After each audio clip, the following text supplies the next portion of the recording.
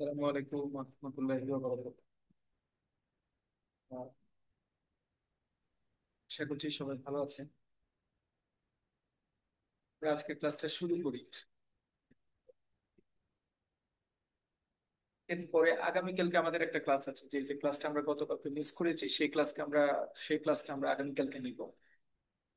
আগামীকালকে সকালে সকালে ক্লাস হবে সকালে। তবে আগামীকালকে ক্লাসটা হয়তো আমরা একটু 30 মিনিটস আগে নিতে পারি। 8:30 থেকে শুরু করতে পারি আগামী ক্লাসটা। আমি এই ক্লাসটা শেষ হলে ওই ক্লাসের নোটিশটা দিয়ে দিই। আজকে আমাদের ডিসকাশন একটা পেন্ডিং ইস্যু আছে, এটা নিয়ে আমরা একটু পরে আলোচনা করবো। মানে আমি আসলে আউটসাইড অফ ঢাকা। আমাদের একটা ইস্যু আছে ফর্ম 10, ফর্ম 12 এবং ফর্ম 117 প্র্যাকটিক্যাল এক্সাম্পল দিয়ে। এটা আমাদের ব্যাখ্যা করার একটা সেশন আছে, সেটা একটু পেন্ডিং থাকলো, কারণ ওইটা নিয়ে আমি আসলে কাজ করতে পারিনি আজকে আমরা। কারণ ওই যে লিগ্যাল ডকুমেন্ট যেটা কালেক্ট করতে হবে, যার কাছ থেকে নেওয়ার কথা, সেটা আসলে ওর কাছ থেকে নিতে পারিনি। আমি চাচ্ছি যে ওইটা আমরা কোনো ইমাজিনারি স্ট্রাকচারে না গিয়ে প্র্যাকটিক্যাল ডকুমেন্ট গুলি দেখে বা প্র্যাকটিক্যাল ইমেজের মাধ্যমে আমরা সেটা প্রুভ করবো বা সেটা ডিসকাস করবো, তাহলে আপনাদের মনে থাকবে ঠিকঠাক ভাবে। আজকের ক্লাসে আমরা, ভাই স্ক্রিন আরেকটু বড় করে দিন। ঠিক আছে, দেখা যাচ্ছে। জি, ঠিক আছে। জি আজ- জি। আজকের ক্লাসে আমরা cheque crossing, types of cheque এবং এন্ডোর্সমেন্ট নিয়ে আলোচনা করব। খুবই ভাইটাল ক্লাস, খুবই ভাইটাল ক্লাস। যদিও টপিকস বা এই ইস্যুসটা আপনাদের কাছে খুব আনকমন না, সবাই মোটামুটি জানেন, সবার প্র্যাকটিসে থাকে এটা। তারপরে এখানে কিছু এক্সেপশনাল থাকে, সেই এক্সেপশনাল ইস্যুগুলিকে আমাদের একটু মাথায় রাখতে হবে, এবং ওইটা একটু মাথায় রেখে আমরা আহ, আজকের ক্লাসটা নিব। মানে আজকের ক্লাসের অলমোস্ট 50-60% আপনারা যারা জেনারেল ব্যাংকে কাজ করেন অথবা যারা অন্য জায়গায় কাজ করেন তারা সবাই জানেন। বাট আমরা এখানে ওই বাকি 40% বা 30% যে গ্যাপটা আছে সেটুকু কভার করার চেষ্টা করবো আমাদের আজকের ক্লাস। প্রথমে আমরা what is cheque, explain the types of cheque. Cheque কাকে বলে, চেকের টাইপসটা আমরা একটু আলোচনা করি। একটা চেক তো আমরা জানি, cheque is a document that orders a bank. সাধারণত একজন ড্রয়ার ড্রয়িংকে কোনো একজন পেইকে পেমেন্ট করার জন্য যে যে ইনস্ট্রুমেন্টটা দেয় সেটাকে আমরা বলি হচ্ছে চেক। এটা আমাদের মধ্যে কোনো ধরনের অ্যাম্বিগুইটি বা কোনো ধরনের সন্দেহ নাই যে চেকটা আসলে কি কাজ করে। যদি আমরা একটা ইমেজ দেখার চেষ্টা করি, আমি আজকের ক্লাসের ম্যাক্সিমাম জায়গায় ইমেজ রেখেছি, যাতে আপনারা পড়ার পরে ইমেজটা দেখলে আপনাদের আন্ডারস্ট্যান্ডিংটা মানে সহজে ইজিয়ার। একটা চেক দিয়েছি আমি এখানে। চেকটার মধ্যে এখানে একজন সাইন করে, দেখতে পাচ্ছেন একজন সাইনি, উনি সাইন করেছে, উনি মূলত হচ্ছে ড্রয়ার। সাইন করেছে উনি ড্রয়ার, উনি মেনশন করছে বা অর্ডার করছে ডাচ বাংলা ব্যাংকে যে তুমি এই পরিমাণ অ্যামাউন্ট 50,000 টাকা তুমি এই লোকটাকে দান করো, এই লোকটাকে প্রদান করো আমার অ্যাকাউন্ট থেকে। আমার অ্যাকাউন্ট নাম্বার হচ্ছে, আমার অ্যাকাউন্ট নাম্বারটা এখানে ছিল, প্লাগ করে রেখেছি, এখানে ছিল। আমার অ্যাকাউন্টের নেম হচ্ছে এটা। যিনি চেকটা ইস্যু করেছেন তাকে বলা হয় ড্রয়ার, যার বরাবর ইস্যু করেছে তাকে বলা হয় ড্রয়ি, আর যাকে পে করার ইনস্ট্রাকশন দেওয়া হয়েছে তাকে বলা হয় পেই। তাহলে ড্রয়ার, ড্রয়ি এবং পেই, তিনটা জিনিস আমি দেখতে পেয়েছি এখান থেকে। এটা হচ্ছে কথায় লেখা, যেটাকে আমরা ইনওয়ার্ড বলি। আর ইন ফিগার এখানে ডেট থাকে, আর এখানে চেক নাম্বারের একটা সিরিয়াল থাকে। এটা ব্যাংকের স্ট্রাকচার অনুযায়ী চেক নাম্বারের সিরিয়ালটা করে, চেক নাম্বারের সিরিয়ালটা থাকে। চেক নাম্বারটা ওখানে, ওখানের সাথে মানে এটা আসলে ওই যে ব্যাংক চেক ইস্যু করে তাদের একটা সিরিয়াল নাম্বার মেনটেন করতে হয়, সেখানে সেই অনুযায়ী দেয়। এই চেক নাম্বারটা আবার এখানেও আসে, চেক নাম্বারটা এখানে থাকে।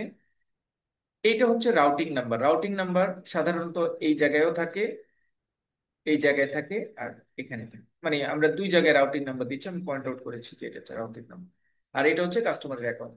সাধারণত কোন একটা চেকের নিচের দিকে, যেটাকে আমরা এমআইসিআর চেক বলি, মানে যেই চেকটা আমরা খুব সহজে অনলাইনে বা অন্য কারো কাছে ট্রান্সফার করতে পারি, বা চেক প্রসেসিং ইউনিটে, বাংলাদেশ ব্যাংকের অনলাইন চেক প্রসেসিং ইউনিটে, যেটাকে আমরা ক্লিয়ারিং হাউস বলি, সেখানে প্রপার ওয়েতে যে চেকটা আমরা ইউজ করতে পারি, সেই চেকে সাধারণত নিচের দিকে এখানে চারটা চারটা অ্যালাইনমেন্ট থাকে।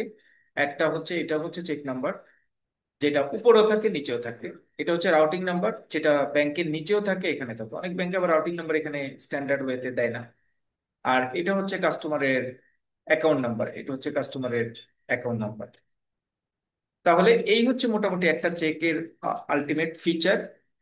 এবার ফ্রন্ট সাইডের যদি আমরা ব্যাক সাইডের যদি চেকের ইস্যুটা নিয়ে আমি একটু দেখি, খুব মানে এইটা একটু আপনাদের মনোযোগ আকর্ষণ করছি, কারণ ফ্রন্ট সাইডটা আমরা সবাই ইউজ করি, দেখি যে ফ্রন্ট সাইডে এটা লেখা আছে, কিন্তু ব্যাক সাইডে আসলে চেকের কি লেখা থাকে এটা খুব কম লোকজনই আমরা দেখার চেষ্টা করি, বা আমরা আমাদের মনে থাকে কিনা আমি আমি কনফিউজড। ব্যাক সাইডটা চেকের এরকম থাকে, ব্যাক সাইডটা এরকম। ব্যাক সাইডে এই পাশে এনরোজ হিয়ার, এনরোজ করার ইস্যুটা এখানে লেখা থাকে। Bank branch of first deposit, area of encroachment. যদি এরিয়া অফ এনরোচমেন্টের এটার পরে যদি কোনো এরিয়ার দরকার হয়, তাহলে এনরোচমেন্টের এখানে এই জায়গায় চলে যাবে, bank branch of first deposit. আর এই জায়গাটাতে সাধারণত, এই জায়গাটাতে সাধারণত যিনি চেক ফান্ডটা নেন তার ইনফরমেশনটা এখানে লেখা।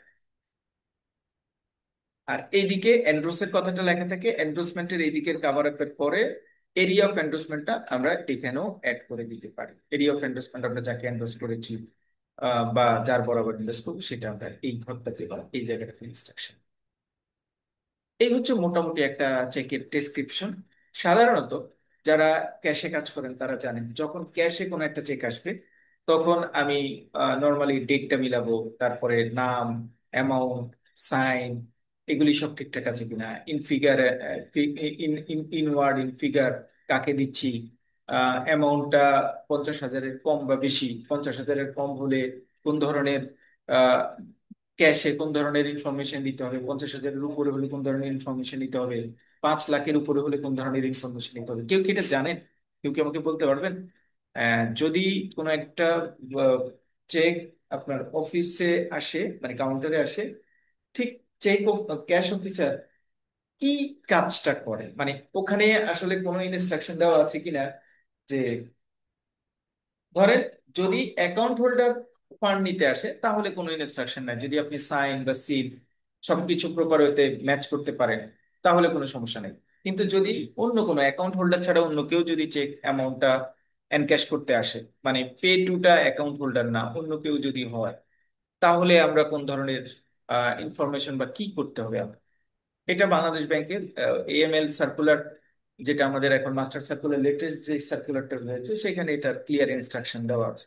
সেখানে বলা আছে 1 থেকে 50,000 টাকা পর্যন্ত যদি কোনো অ্যাকাউন্ট পেই, অ্যাকাউন্ট হোল্ডার ছাড়া অন্য কেউ যদি কাউন্টারে পেমেন্ট নিতে আসে, তাহলে কাউন্টারে বা ক্লিয়ারিং যদি পেমেন্ট নিতে আসে বা ক্লিয়ার মানে চেক প্রসেসিং এর জন্য আসে, তাহলে 1 থেকে 50,000 টাকা পর্যন্ত তার নাম, মোবাইল নাম্বার, অর্থাৎ তার শর্ট ডিটেলসটা একটু নিয়ে নিতে হবে।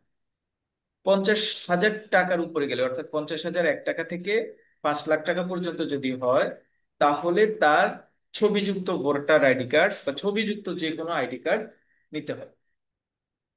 যদি 5 লাখ টাকার উপরে চলে যায় অ্যামাউন্ট, তখন সেক্ষেত্রে তার শর্ট কেওয়াইসি করতে হবে, শর্ট কেওয়াইসি করতে হবে, এবং সেই শর্ট কেওয়াইসিটা রিটেন করতে হবে। এটা হচ্ছে অ্যাকাউন্ট পে, চেক কাউন্টারের ক্ষেত্রে কেউ যদি সার্ভিস নিতে আসে তাহলে তাকে আমরা এইভাবে ট্রিট করবো। এটা অ্যাকাউন্ট হোল্ডার বা ক্যাশ অফিসার যারা আছে তাদের জন্য একটু আমি স্পেশালি বলেছি। ফিচার অফ চেকে কোনো সমস্যা নাই, এটা আমি অলরেডি আলোচনা করেছি। তাহলে চেকের প্রথম পার্টটা আমরা মোটামুটি দেখার চেষ্টা করেছি, নিচের পার্টটা দেখার চেষ্টা করেছি। এবার চলে আসি আমি types of cheque. Types of চেকটা মানে কি, চেক কয় ধরনের হতে পারে। কিছু জায়গায় আমি বলবো যে এখানে আপনারা একটু মনোযোগ দিবেন, কারণ যেটুকু আমার কনফিউশন থাকবে আমি কিন্তু বলবো যে এখানে আসলে মানে আমি তো ব্যাংকার, আমি জানি যে আপনাদের কোন জায়গাটাতে কনফিউশন আছে। Even though you are a general banking officer হলেও এই জায়গাটা আপনার কনফিউশন থাকবে। চেক কি করে, সাইন কি করতে হবে, কোথায় কি লিখতে হবে, এটা আমি জানি। মাঝে মাঝে আমার প্রবলেম হয়ে যায় পে টুর ঘরে আমি আসলে কি লিখবো। কেউ কেউ বলে ক্যাশ লিখতে, কেউ কেউ বলে অ্যাকাউন্ট পে লিখতে, কেউ কেউ বলে যে এটা লিখতে, কেউ কেউ বলে যে ওইটা লিখতে। এই পে টুর ঘরটা নিয়ে আমরা আরো আলোচনাটা আমাদের কন্টিনিউ হবে। বাট ইনওয়ার্ড, ইন ফিগার, তারপরে নিচের দিকে কি লেখে, তারিখটা ঠিকঠাক করে লিখতে হবে, অল দিস আর চেঞ্জ, এগুলি আমরা জানি। এন্ডোর্সমেন্ট আমি জানি না পিছনের ব্যাক এন্ডটা কি থাকে, সেই ব্যাক এন্ডের পার্টটা নিয়ে আমরা কথা বলছি। আচ্ছা, এই এই যে মেজারমেন্ট, এটা আসলে আমাদের বাংলাদেশ ব্যাংকের যে চেক প্রসেসিং এর যে সার্কুলার আছে বা চেকের স্ট্যান্ডার্ড ফরম্যাটের জন্য এই এই ইঞ্চিটা সহ দেওয়া। বাট আপনাদের পরীক্ষায় আসলে বা চেকের পিছনে কিন্তু এই মেজারমেন্টটা থাকে না। এমনি চেক ইস্যু করার সময় এখানে এত দূরত্ব নিয়েই চেকটা ইস্যু করা হয়, এদিকে ফাঁকা পায়। টাইপস অফ চেকের ক্ষেত্রে প্রথমে আমরা বলবো বেয়ারার চেক। প্রথম দুইটা কোয়েশ্চেন, একটা হচ্ছে বেয়ারার চেক এবং অর্ডার চেক। এই দুইটা চেকের মধ্যে যদি কারো কোনো সমস্যা থাকে, যদি কোনো যদি কোনো সমস্যা থাকে যদি কোনো সমস্যা থাকে তাহলে আপনারা কোয়েশ্চেন করবেন। আমি জাস্ট একটু 30 সেকেন্ড একটু সময় নিচ্ছি।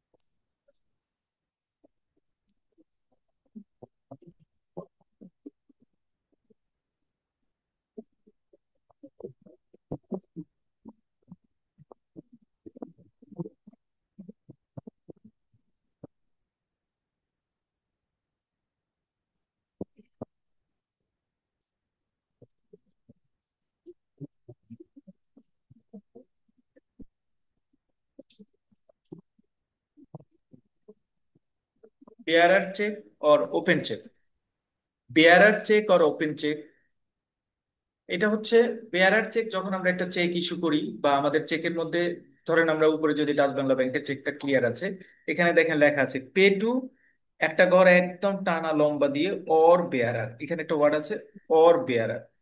বেয়ারার চেক এবং অর্ডার চেক এই দুইটা জায়গা একটু ক্লিয়ার বুঝবেন, আমরা আমাদের এটা কনফিউশন আছে অনেকের, মানে এবং প্রাইম লেভেলের কনফিউশন আছে। অর বেয়ারার যদি এই ওয়ার্ডটা থাকে, এই কথাটা মিন করে, এই কথাটা মিন করে মানে এই চেকটা হচ্ছে, প্রথমত এই চেকটা হচ্ছে একটা বেয়ারার চেক। এটা হচ্ছে একটা বেয়ারার চেক, এটাকে আমরা ওপেন চেকও বলতে পারি। এই চেকের মানে হচ্ছে এই এই লোকটা, এই ব্যক্তি সাইন করে দিয়েছে যে পে টু বিডি ওয়েব সার্ভিসকে দিতে বলেছে।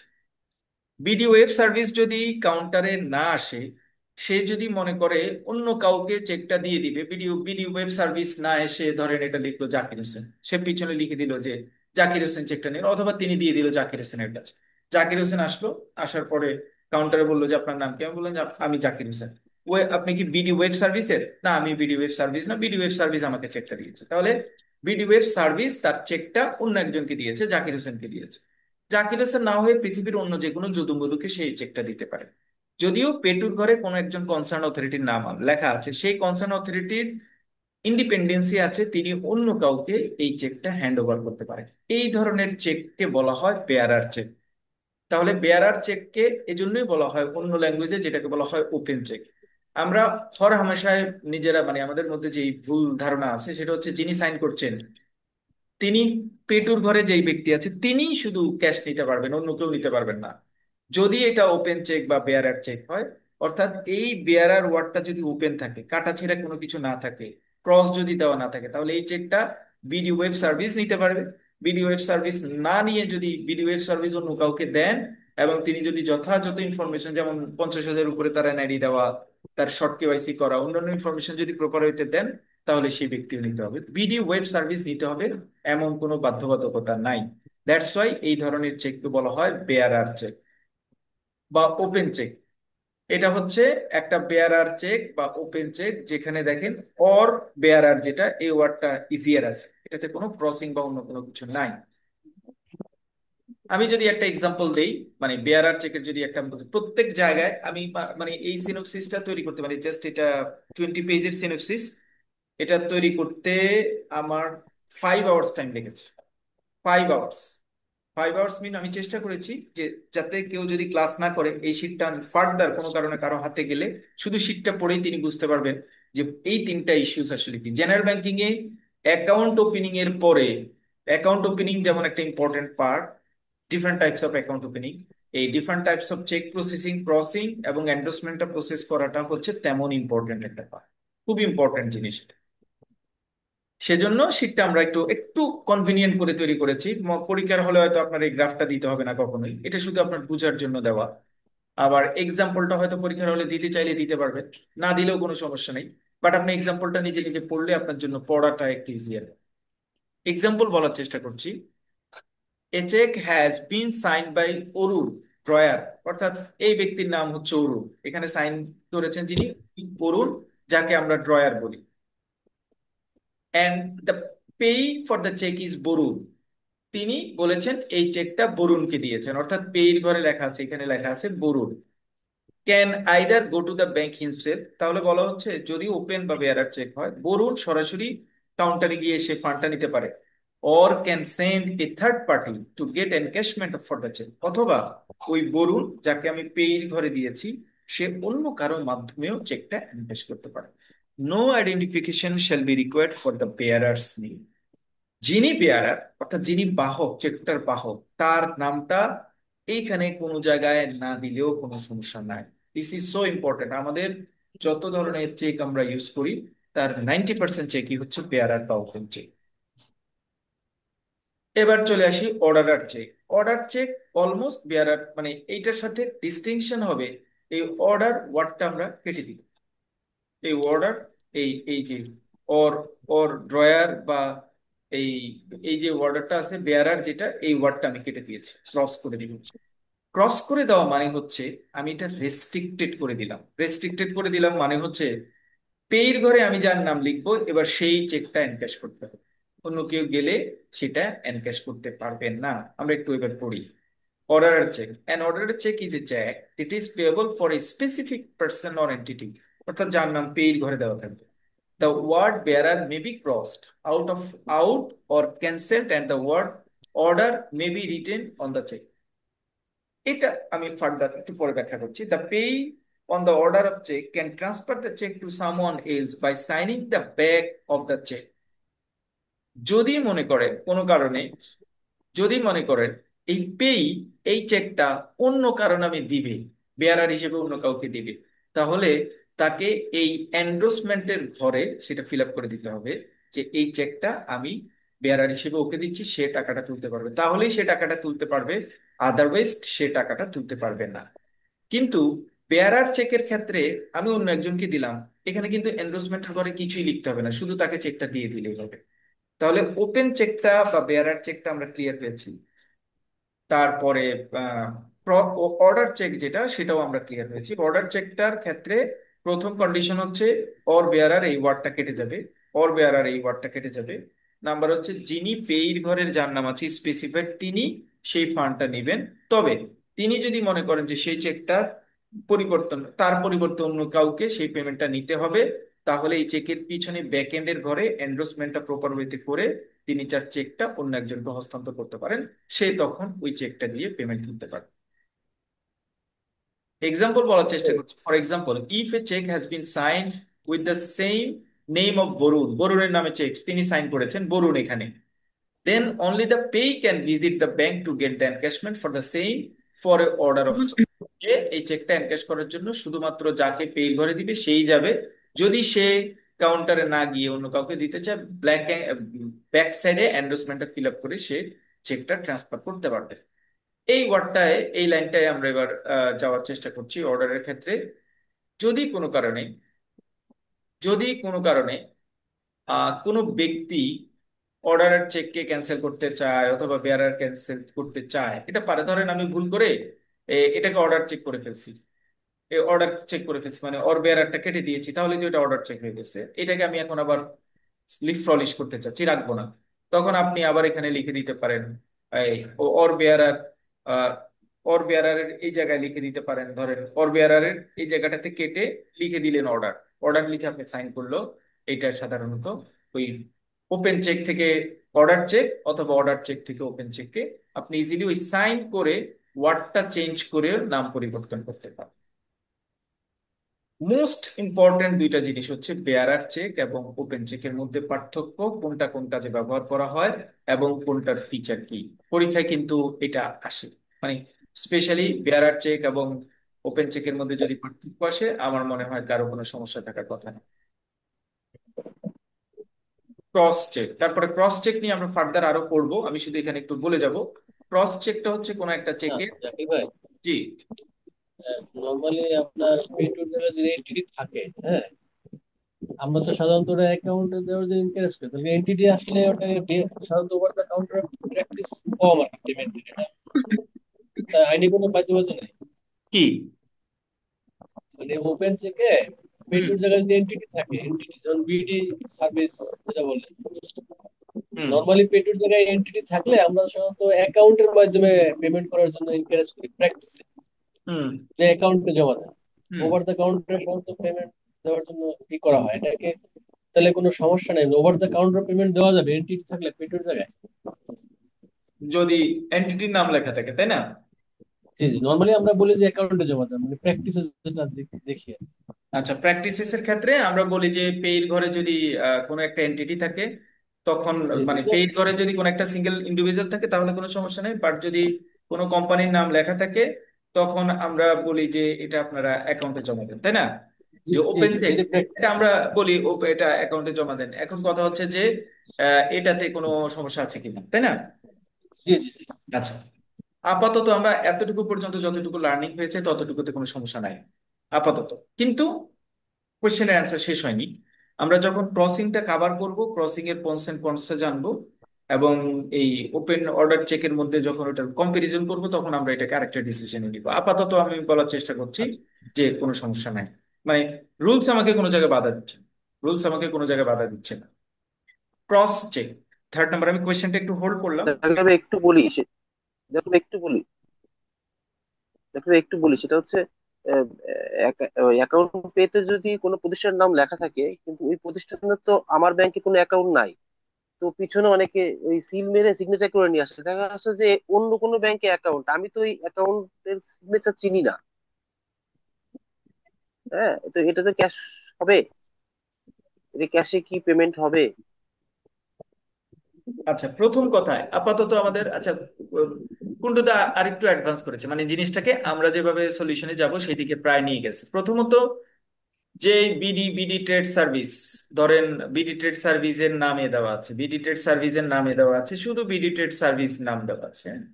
তো বিডি ট্রেড সার্ভিস নাম দেওয়া যদি থাকে, ধরেন বিডি ট্রেড সার্ভিসের প্রোপাইটার আসছে, আমি ওনাকে জিজ্ঞেস করলাম যে আপনার কোন ব্যাংকের মানে আপনি এই যে বিডি ট্রেড সার্ভিস, এইটা কোন ব্যাংকের অ্যাকাউন্ট? তো বললো যে আমার এসআইবিএল অ্যাকাউন্ট আছে। কোন ব্রাঞ্চে? এই ব্রাঞ্চে। ধরুন আমি এসআইবিএল এর ওই ব্রাঞ্চে, আমি বলছি মানে প্র্যাকটিসে যাচ্ছি না, আমি বলছি এটা নিয়ম এরকম আছে, এই জন্য এটাকে এইভাবে ওপেন করে রাখছে।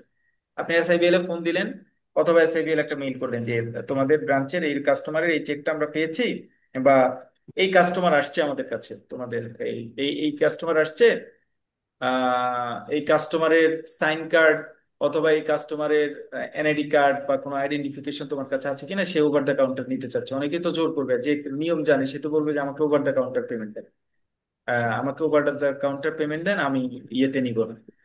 তো আমাকে ওনার এনআইডি কার্ড দেন, অথবা ওনার যে আপনাদের এখানে সাইন ভেরিফিকেশন আছে সেই সাইন ভেরিফিকেশনের কার্ড দেন। সাইন ভেরিফিকেশনের কার্ড একটা ব্যাংকের নিজস্ব অ্যাসেট, সে অন্য ব্যাংকে এটা শেয়ার করবে না। এগুলি আমাকে দেন।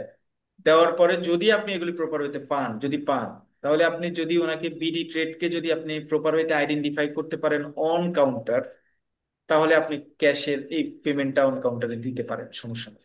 কিন্তু এটা আসলে এত পরিমাণ ব্যারিয়ার ক্রিয়েট করে যে এটা আসলে লজিক্যালি হয়ে ওঠে না। কারণ অন্য ব্যাংকে যখন আপনি বলবেন যে বিডি ট্রেডের একটা অ্যাকাউন্ট নাম্বার আছে আপনাদের, ধরেন অন্য ব্যাংকের 120টা ব্রাঞ্চ থেকে একটা ব্রাঞ্চ থেকে আমি সিলেক্ট করলাম, সেখানে আমি মেল দিলাম, তিনি আমাকে রেসপন্স করলেন না, কাস্টমারকে আমি বসিয়ে রাখলাম, তার সাইনের আমার আইডেন্টিফিকেশন নাই, কোনোভাবে আমি কোনো সলিউশনে আমি যেতে পারছি না, বা যাওয়ার চেষ্টা করেও আমি আসলে সলিউশনে যেতে পারিনি।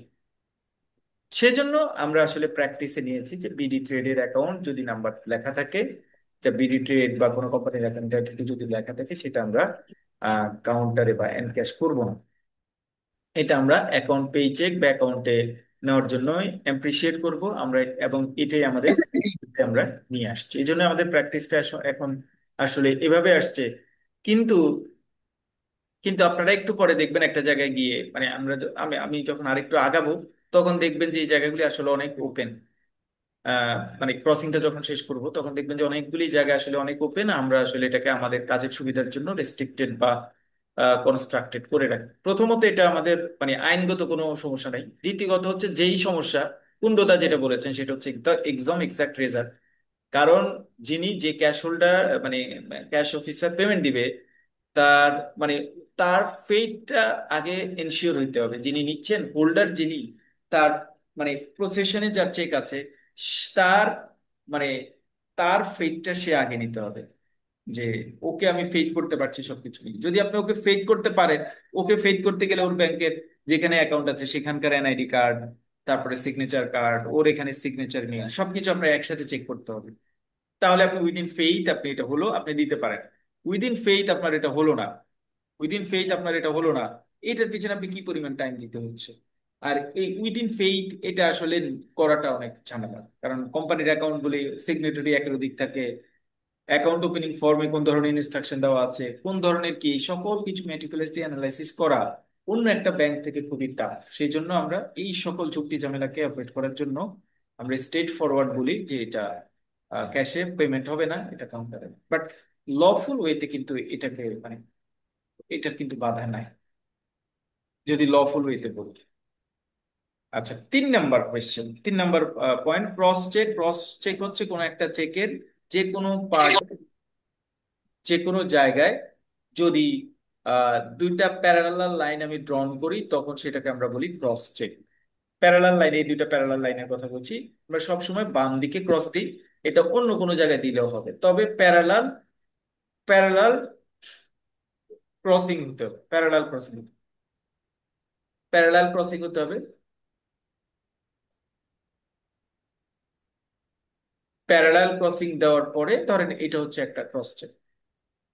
ক্রস চেকের ক্ষেত্রে ক্রস চেককে আমরা বিভিন্ন ভাগে ভাগ করি, বিভিন্ন ভাগে ভাগ করি। এটা হচ্ছে একটা ক্রস চেক, তারপরে এটা হচ্ছে একটা অ্যাকাউন্ট পে চেক, তারপরে হচ্ছে আরো বিভিন্ন ধরনের ক্রস চেকের ইস্যু আছে। ক্রস চেকটা হচ্ছে যে চেকের বামে ডানে বা যে কোনো জায়গায় দুটো সমান্তরাল কোনাকুনি দাগ দেওয়া হয় সেটাকে বলা হয় ক্রস চেক। ক্রস চেক বিভিন্ন ধরনের হয়, একটা হচ্ছে ওপেন ক্রস চেক বা cross cheque, general cross cheque, আরেকটা হচ্ছে স্পেশাল ক্রস চেক, এবং ফার্দার আরো ক্লারিফিকেশন আছে, সেগুলি আমরা আরেকটা কোয়েশ্চেন আছে ক্রস চেকে শিখতে পড়বো। শুধু ক্রস চেকের ক্ষেত্রে আমরা মানে কম্পারিজনের different types of cheque. Cross চেকের ক্ষেত্রে আমাদের যেটা মানে মনে রাখতে হবে সেটা হচ্ছে ক্রস চেকটা কখনো ওভার দ্য কাউন্টার পেমেন্ট হবে না, এটা স্পেসিফিক অ্যাকাউন্টে ক্লিয়ারিং এর মাধ্যমে, ট্রান্সফারের মাধ্যমে এটা সাধারণত পেমেন্ট করা হয়, এটা ওভার দ্য কাউন্টার পেমেন্ট করা হবে না। তাহলে আগেরটার সাথে একটা কোম্পানির নাম লেখা আছে, ক্রসিং নাই, লফুল ওয়েতে সেটা বাধা নাই ক্যাশ পেমেন্ট করতে, বাট ক্রস দেওয়া আছে, এটা বাধা আছে যে এটা ক্যাশে পেমেন্ট করা যাবে না, এটা হচ্ছে ট্রান্সফার করতে হবে অথবা ক্লিয়ারিং এর মাধ্যমে পেমেন্ট নিতে হবে। ক্রসিংটা আমরা আরো পড়বো, আমরা এখানে আর এটা নিয়ে বেশি কথা না বলবো। ডিফারেন্ট টাইপস অফ ক্রসিং আমাদের একটা প্রশ্ন আছে, সেটা post dated cheque. Post dated cheque, post মানে post dated cheque is a cheque that has a future date written on it, যেটাতে সামনে কোনো একটা সময়ের কথা লেখা আছে। ধরেন যে ডেটে আমরা আমরা জানি একটা চেকের ভ্যালিডিটি থাকে 6 মাস। তো আমি যেই দিন চেকটা ইস্যু করছি সেই দিন থেকে পরবর্তী 6 মাসের পরের ডেটের কোনো চেক যদি আমি ইস্যু করি তখন সেই চেককে আমি post dated cheque. If the, ধরেন একটা এক্সাম্পল দেওয়া আছে, if the date on which the drawer is filing in cheque May 2024 but he wants the payment to be done later, he or she can fill the check date as May 22, then it will be called a post dated check. Post dated check আমরা কখনো কোনো ধরনের পেমেন্টের জন্য নিতে পারি না। আমাদের নিয়ম অনুযায়ী, আমাদের দেশের নিয়ম অনুযায়ী, মানে আমাদের মানে as per negotiable instrument act, post dated check, আমাদের চেকের ভ্যালিডিটি থাকে 6 মাস, সুতরাং 6 মাসের পরেই সেটা পোস্ট ডেটেড চেক হয়ে যাবে। Stale cheque, stale cheque is a cheque that is more than 6 month old. আচ্ছা, পোস্ট ডেটেড চেকের ক্ষেত্রে সম্ভবত আমি আপনার এখানে আমাকে একটু মানে ইয়ে করেন নাই, ইনডেন্ট করেন নাই। পোস্ট ডেটেড চেকের ক্ষেত্রে আসলে কোনো ডিউরেশন নাই। আমি যেই দিন ইস্যু করছি চেক, যেদিন চেক ইস্যু করছি, যেই দিন চেক ইস্যু করছি,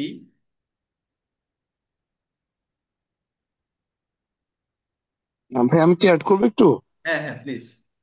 পোস্ট ডেটের চেকটা হচ্ছে সামনের চেক, যেমন আজকে হচ্ছে গিয়ে 5 তারিখ, পোস্ট ডেট হচ্ছে 6 তারিখে চেক দিয়ে দিয়েছে, রাইট, সেটা আমরা রিসিভ করি না। রাইট, আর স্টিল চেক হচ্ছে গিয়ে স্টিল চেক হচ্ছে গিয়ে 6 মাস অলরেডি ওভার হয়ে গেছে, যেমন হচ্ছে গিয়ে নভেম্বরের 2024-এর চেক, সেটা অলরেডি 6 মাস ওভার হয়ে গেছে, সেটা আমরা রিসিভ করি না। আচ্ছা, মূল কথা হচ্ছে মূল কথা হচ্ছে দুটোর মধ্যে পার্থক্য যে জায়গায়, সেটা হচ্ছে পোস্ট ডেটের চেকের ক্ষেত্রে সামনের ডেটের চেকটাকে পোস্ট ডেটের চেক বলবো। এখানে কিন্তু টাইম বার নাই, মানে আজকে সাইন করছেন, আজকের পরের ডেটের যে কোনো ডেটের চেকই পোস্ট ডেটের চেক হবে। ঠিক আছে ফয়সাল? আচ্ছা, আর জি। স্টিল চেক যেটা হবে সেইখানে কিন্তু টাইম বার আছে। যেদিন চেকটা ইস্যু করেছেন বা যেদিন আপনার হাতে চেকটা এসছে, ঠিক যেদিন আপনার কাছে চেকটা আসছে সেদিন থেকে আপনি ক্যালকুলেশন করবেন আগের 6 মাসের আগের ডেটের যদি কোনো চেক আপনার হাতে আসে তাহলে সেটাকে আপনি করবেন স্টিল চেক। স্টিল চেকের কোনো পেমেন্ট আমরা করি না, মানে আমাদের অ্যাজ পার ল আমরা স্টিল চেকের কোনো পেমেন্ট আমরা করি না। The check date is January. To then the pay visit the bank for withdrawal.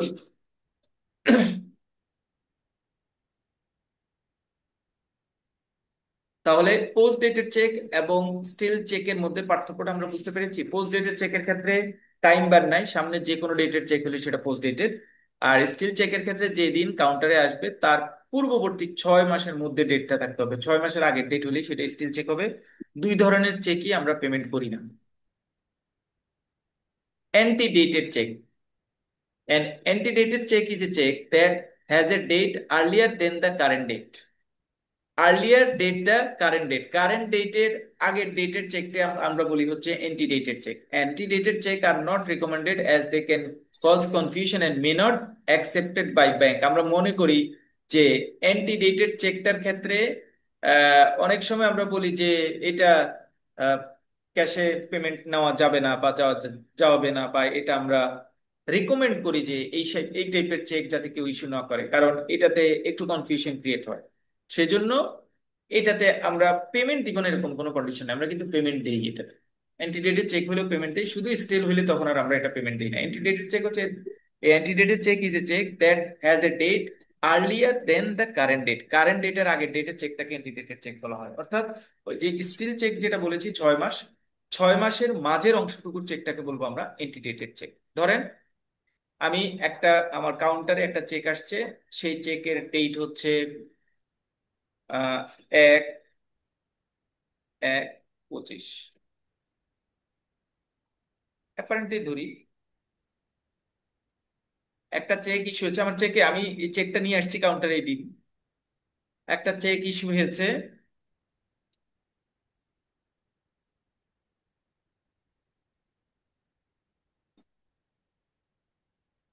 27/12/24।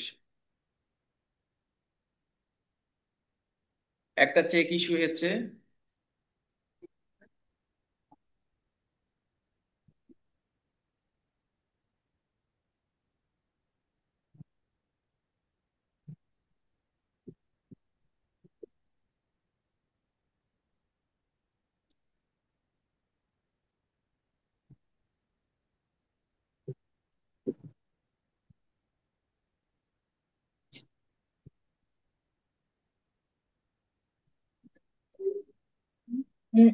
প্রশ্ন আপনাদের কাছে, প্রশ্ন থাকবে, প্রশ্ন আপনাদের কাছে।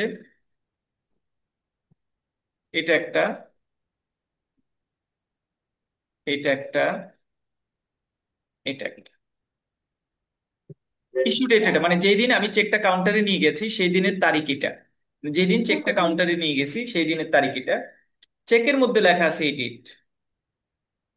এটাকে আমি কি চেক বলবো? কেউ কি বলতে পারবেন? পোস্টেড না।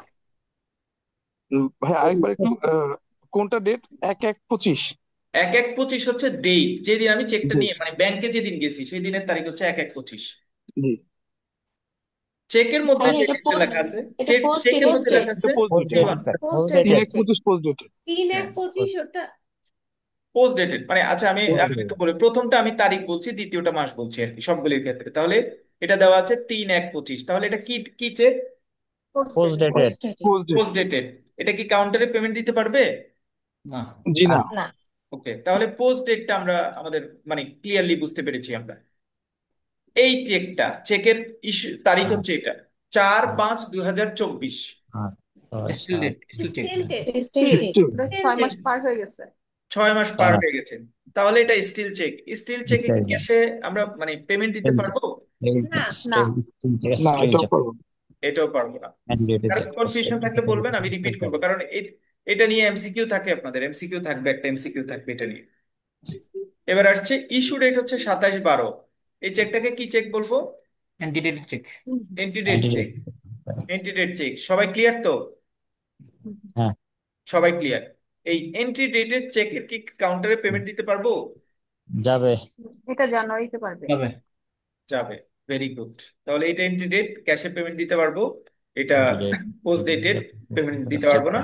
এটা স্টিল চেক, এটাও পেমেন্ট দিতে পারবো।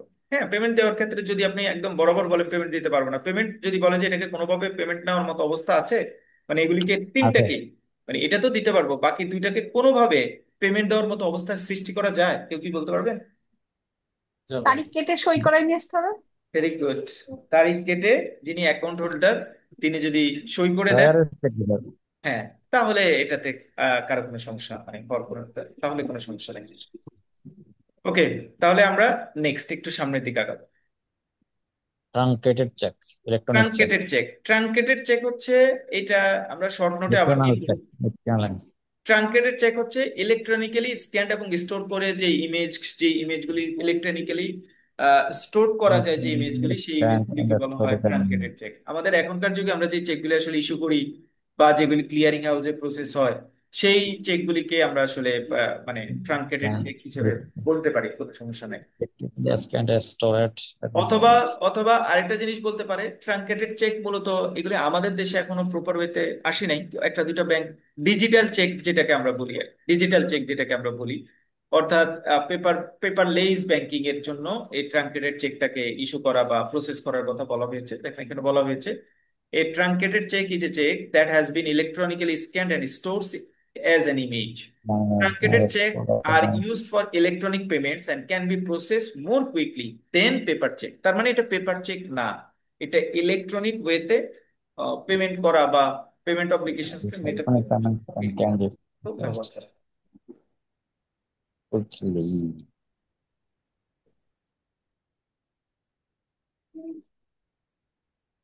Mutilated check.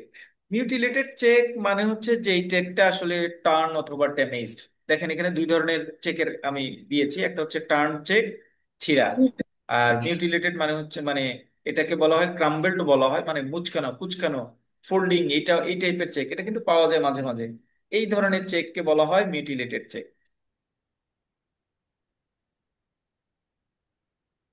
ওকে, তারপরে হচ্ছে banker's cheque.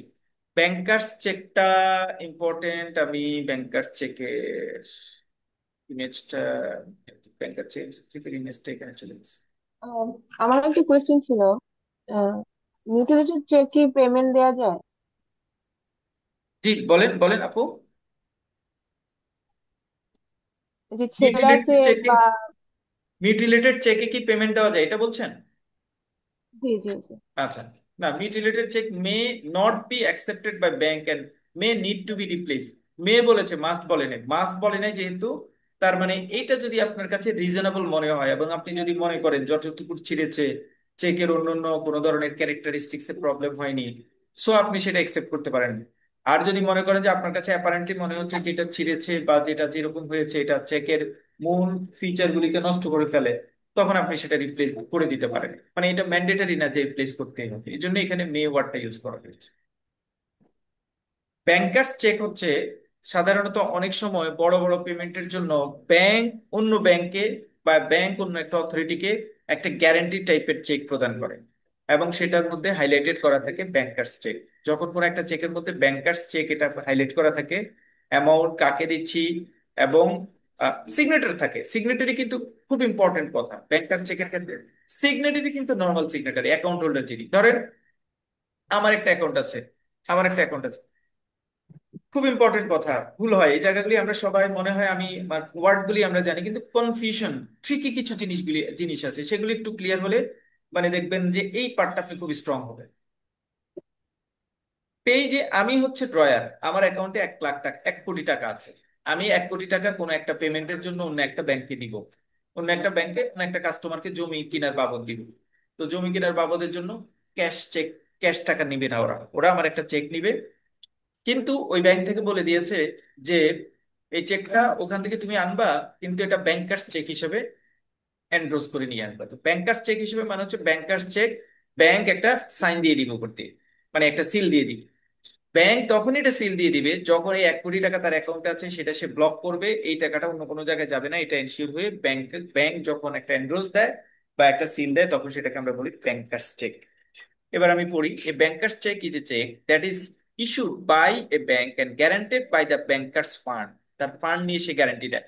Bankers cheque are often use for large payment or when a high level of security is required. Self cheque, self cheque হচ্ছে আপনার নিজের চেক, নিজে টাকা উইথড্র করবেন, নিজের চেক নিজে টাকা উইথড্র করবেন, এটাকে বলা হয় সেলফ চেক। সেলফ চেক এটা হচ্ছে একটা সেলফ চেক। পেইর ঘরে আমরা অনেকেই লিখি ক্যাশ। তো ব্যাংকার চেক বলতে কি পে অর্ডার কি বুঝবো?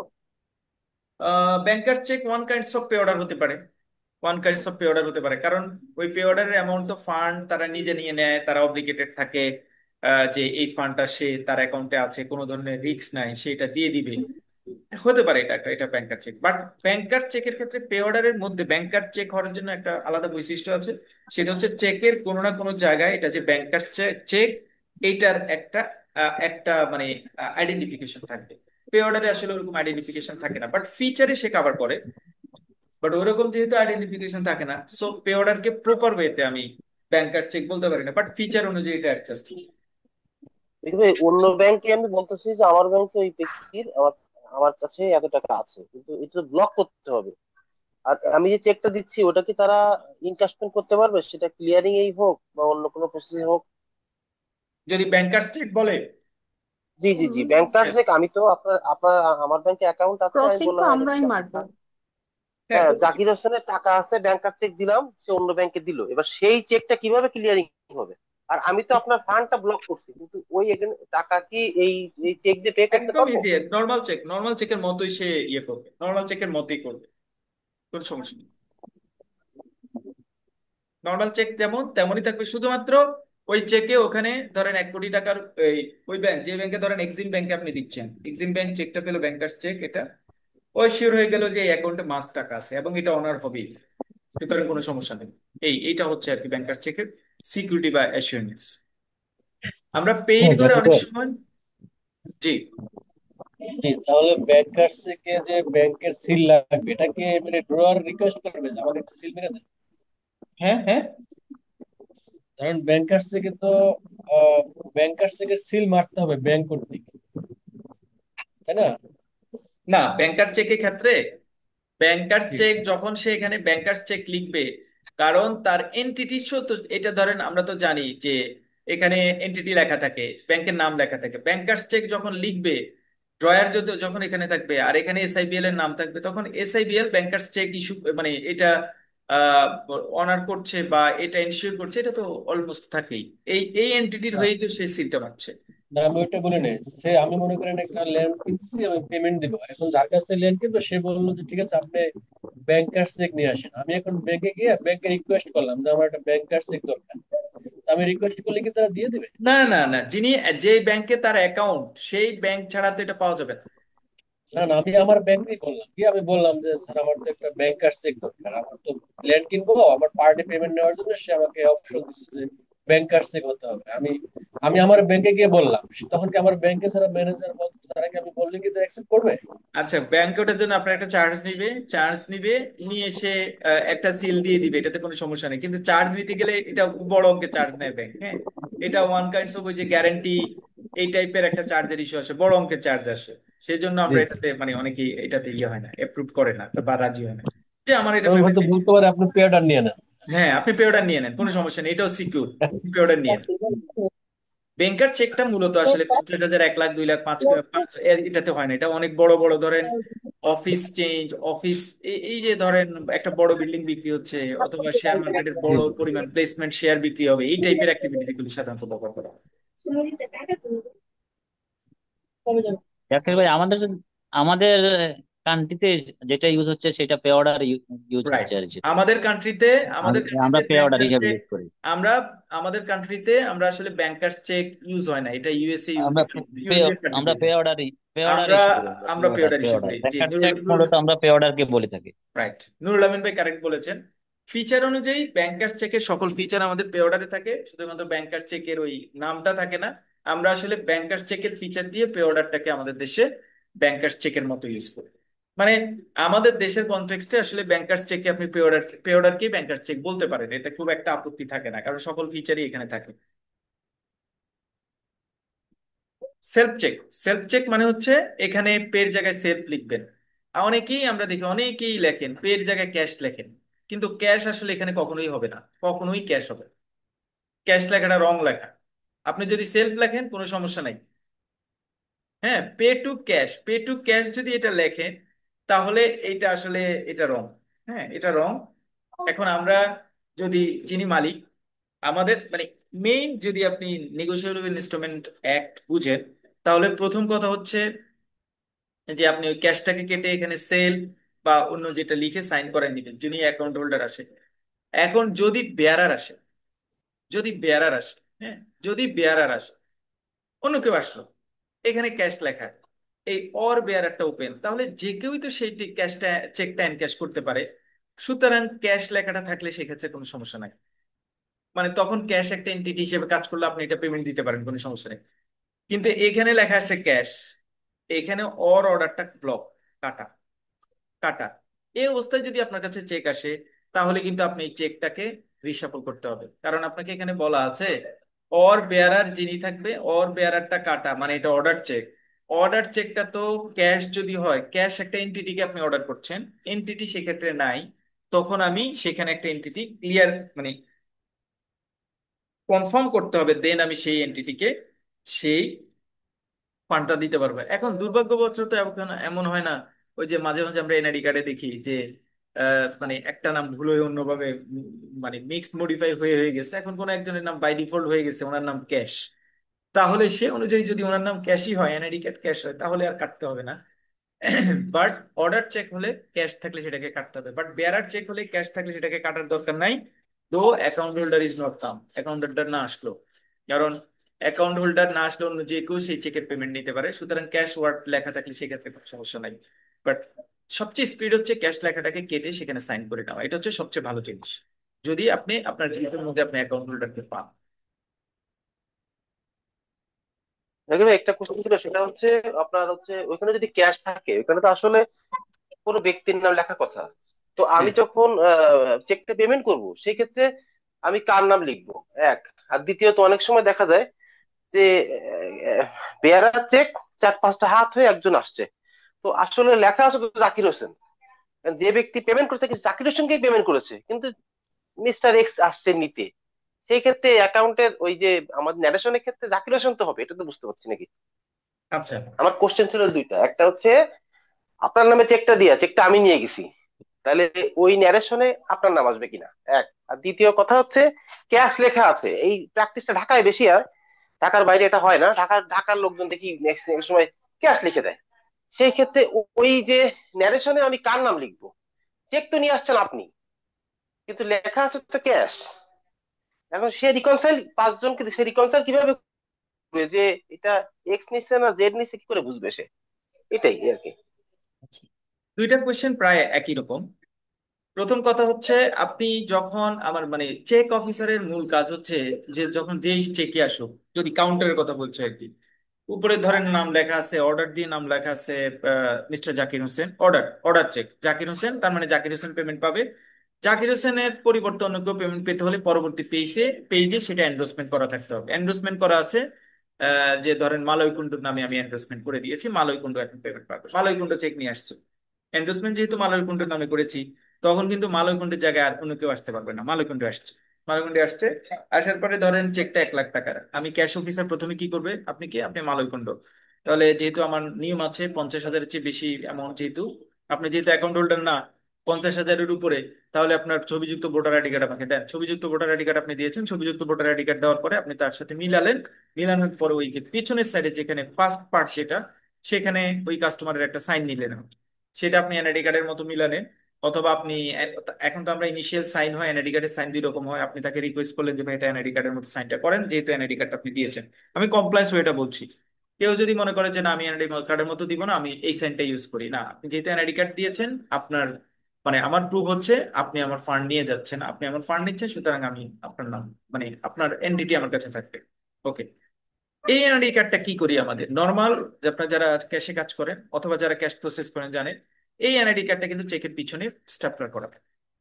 তাহলে আমি কিন্তু আইডেন্টিফাই করছি জাকির হোসেন পের ঘরে জাকির হোসেন আছে, কিন্তু জাকির হোসেন পেমেন্ট নিচ্ছে না, পেমেন্ট নিচ্ছে মালয়কুণ্ড, মালয়কুণ্ডের এনআইডি কার্ডটা ওখানে আছে। সাইন ভেরিফাই করে প্রথমে একটা সাইন দেওয়ার পরে এটা আপনি ভেরিফাই করলেন, তারপরে আপনি যখন তাকে টাকা দিবেন, টাকা দেওয়ার আগে আরেকটা সাইন নিবেন, দ্বিতীয়তে দ্বিতীয়তে আরেকটা সাইন নেওয়ার পরে আপনি ওই সাইনটা গোল করবেন, মার্ক করবেন উপরে সাইন নিচেরটা সাইন ঠিক আছে কিনা, দেন আপনি ওই ব্যক্তিকে টাকা দিবেন। নর্মালি হচ্ছে যিনি অরিজিনালি টাকা নিচ্ছেন আপনার কাছ থেকে তার দুইটা সাইন নেওয়া, প্রথমে চেকটা হ্যান্ড ওভার করার সময় একটা সাইন এবং পেমেন্ট দেওয়ার সময় একটা সাইন। এতে হবে কি, এটা এটা নর্মাল প্র্যাকটিস, এতে হবে ক্যাশে যদি অনেক ভিড় থাকে, সত্যিকার এমনও তো হইতে পারে আমরা ক্যাশের মধ্যে প্রচুর পরিমাণ যদি ভালো ব্যাঙ্কগুলি বা কিউ মেনটেন করা ব্যাঙ্কগুলি ছাড়া অন্য ব্যাঙ্কগুলিতে যদি হয় ক্যাশ অফিসারের সামনে চারজন দাঁড়ানো থাকে, একজনের পরিবর্তে অন্যজনকে যদি আপনি ক্যাশ দিতেন, আপনি তো মানুষ একজন সারাদিন কাজ করছেন, মানে মনোসংযোগ তো নষ্ট হতে পারে। সেজন্য নিয়ম হচ্ছে চেক যখন নিবেন একটা সাইন নিয়ে নিবেন, যখন আবার পেমেন্ট করবেন আরেকটা সাইন নিবেন, নিয়ে ওই দুইটা সাইন আপনি ম্যাচ করার পরে আপনি তাকে পেমেন্ট দিবেন। আলটিমেটলি যাকে আপনি পেমেন্ট দিচ্ছেন 50,000-এর নিচ হলে তার নাম মোবাইল নাম্বার, 50,000-এর উপরে হলে এনআইডি কার্ড, তার উপরে হলে short KYC, everything is written in your counter. It means ultimate যে ফান্ডটা নিচ্ছে সেই মূলত আপনার সাথে রিলেশন বিল্ড আপ হয়েছে বা আপনার সাথে কমিউনিকেশন হয়েছে। সো যিনি আলটিমেট ফান্ড রিসিভ করেছেন তার নাম আপনি আপনার ইন্টিমেশনের পাবেন। পে টুর ঘরে যদি লেখা থাকে জাকির হোসেন, জাকির হোসেন লেখার দরকার নেই, যিনি আলটিমেট ফান্ড রিসিভার ই, তার নামটা আপনি আপনার ইনফরমেশনে ইনপুট করবেন। ক্যাশ যদি লেখা থাকে, ক্যাশের কথাটা আমি আগেই বলেছি, যদি ক্যাশ লেখা থাকে, যদি বেয়ারার চেক হয়, তাহলে এই ওয়ার্ডটা খুব বেশি আদার অন্য কোনো জিনিস মিন করে না। বাট যদি অ্যাকাউন্ট হোল্ডার আসে, তাহলে ক্যাশটা কেটে একটা সাইন নিয়ে সেলফ লিখে দেওয়াটা হচ্ছে বেস্ট প্র্যাকটিস। বেয়ারার চেক হলে কোনো সমস্যা নাই, বাট যদি এটা অর্ডার চেক হয়, অর্ডার চেক হলে ক্যাশ হলে ঝামেলা আছে, কারণ অর্ডার চেকে পেইকে স্পেসিফাইড করে দিতে হবে, তখন স্পেসিফাইড না করলে সমস্যা আছে, আমি সেটা পেমেন্ট করবো না, আমি সেই ক্যাশটাকে কেটে সেল করে দেব।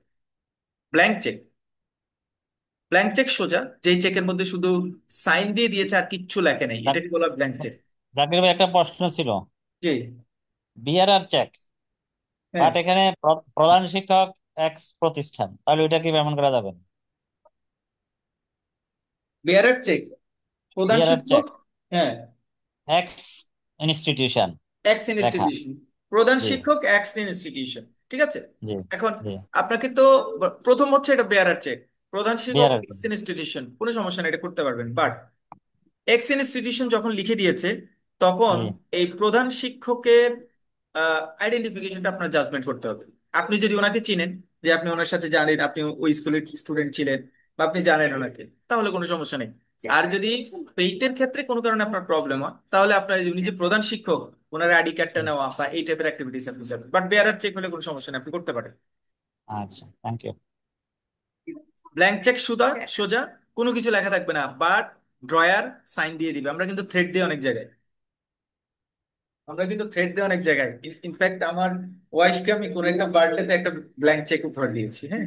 মানে ও যখন প্রথম, মনে আছে কিনা জানি না, আমার প্রথম যখন ম্যারেজ অ্যানিভার্সারি ছিল, তখন খুব ডিমান্ড করছিল যে মানে লাইফে সবকিছু দেওয়ার কোনো সুযোগ আছে কিনা বা চ্যালেঞ্জ আছে কিনা।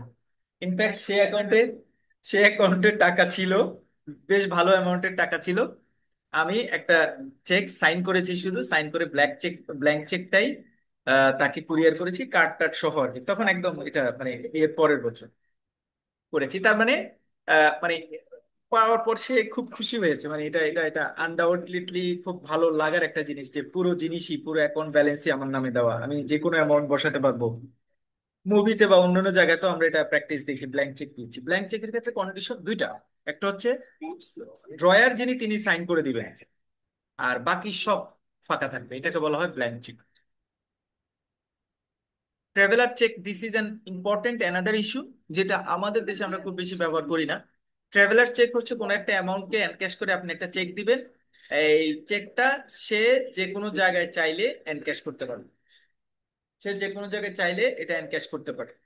এটাকে বলা হয় ট্রাভেলার চেক। ট্রাভেলার চেকের ক্ষেত্রে কিছু ক্লারিফিকেশন দেওয়া আছে, কবে থেকে শুরু হয়েছে, কোথায় শুরু হয়েছে, কোন সালে শুরু হয়েছে। এটা আপনাদের যদি পরীক্ষায় আসে তাহলে এটা একটা শর্ট নোট আকারে আসতে পারে। এটা একটা শর্ট নোট আকারে আসতে পারে। Penalty for dishonour of cheque, একটা চেকে যদি, একটা চেক যদি আপনার কাছে আসে, আপনি যদি এটা অনার না করেন, তাহলে এটাতে আপনি আসলে কি ধরনের কি পানিশমেন্টের শিকার হবেন। যদি আপনি উইলফুল ব্লাইন্ডফুলি আপনি এটা ডিসঅনার করেন, মানে এটা আসলে জাস্টিফাইড ছিল বাট আমি পেমেন্ট করিনি, এই টাইপের ইস্যুতে বলা হচ্ছে if a cheque is dishonoured the defaulter can be punished with a monetary penalty that may be twice the amount of the cheque. চেকের অ্যামাউন্টের দ্বিগুণ পানিশমেন্ট হবে, অথবা 2 বছরের জেল, অথবা দুইটাই। কোর্ট জাজমেন্ট করবে কোনটাতে আপনাকে আইডেন্টিফাই করবে, সেটা সে অ্যামাউন্ট আপনার আইডেন্টিফাই। তাহলে দুইটা ল, যদি আপনি যদি কোনো কারণ ছাড়া কোনো একটা চেককে ডিসঅনার করেন, তাহলে সেই চেকের দ্বিগুণ পরিমাণ জরিমানা আপনার হতে পারে, অথবা 2 বছরের জেল, অথবা দুইটাই। কোর্ট ডিসাইড করবে আপনাকে কোন ধরনের পানিশমেন্ট দিতে পারে। সো ইস্যুটা খুব সিভিয়ার। পার্টিস অফ চেক, আমরা যদিও পার্টিস অফ চেকটা আগে আলোচনা করে আসছি, বাট এখানে আমরা একটু রিগোরাসলি আলোচনা করব, কারণ আমার এই জায়গাটা খুব important.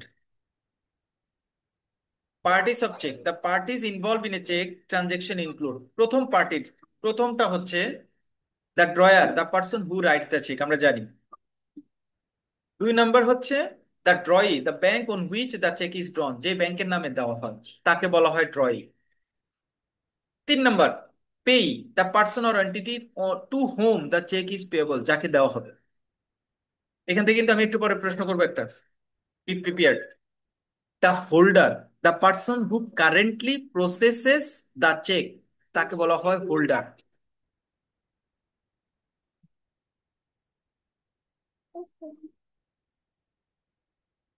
The endorser, just 30 seconds. That's 30 seconds.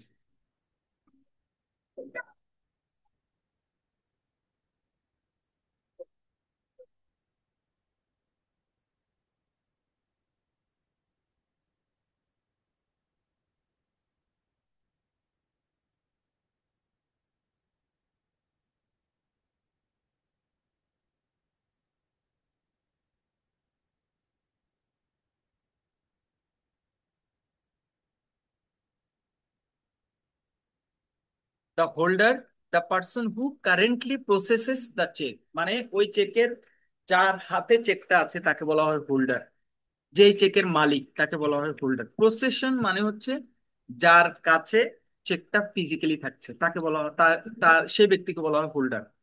The endorser, the person who signs the back of the cheque to transfer ownership, যে ব্যক্তি কোনো একটা চেকের ওনারশিপ একজনের কাছ থেকে অন্যজনের ট্রান্সফার করেছে, সেই ব্যক্তিকে বলা হয় এনরোসার। এনরোসি, যাকে যাকে আপনি চেকের মালিকানা হস্তান্তর করেছেন তাকে বলা হয় endorsee. The person to whom the cheque is transfer, যার নামে চেকটা ট্রান্সফার করা হয়েছে। এই হচ্ছে 5টা এন্টিটি, যেই 5টা এন্টিটি বোঝাটা চেক প্রসেসিং এর ক্ষেত্রে খুবই জরুরি, খুবই জরুরি, খুবই জরুরি। প্রথম 3টা পার্টি নিয়ে আমার কোনো সমস্যা নাই, এই ড্রয়ার, ড্রয়ি এবং পে নিয়ে কোনো সমস্যা নাই। হোল্ডার নিয়ে আমার একটু সমস্যা আছে, এন্ডোসার এবং এন্ড্রোসি, এই 3টা পার্টি নিয়ে আমার একটু সমস্যা আছে। আমি একটা চেকে এই জায়গাটা একটু ক্লিয়ার করার চেষ্টা করব।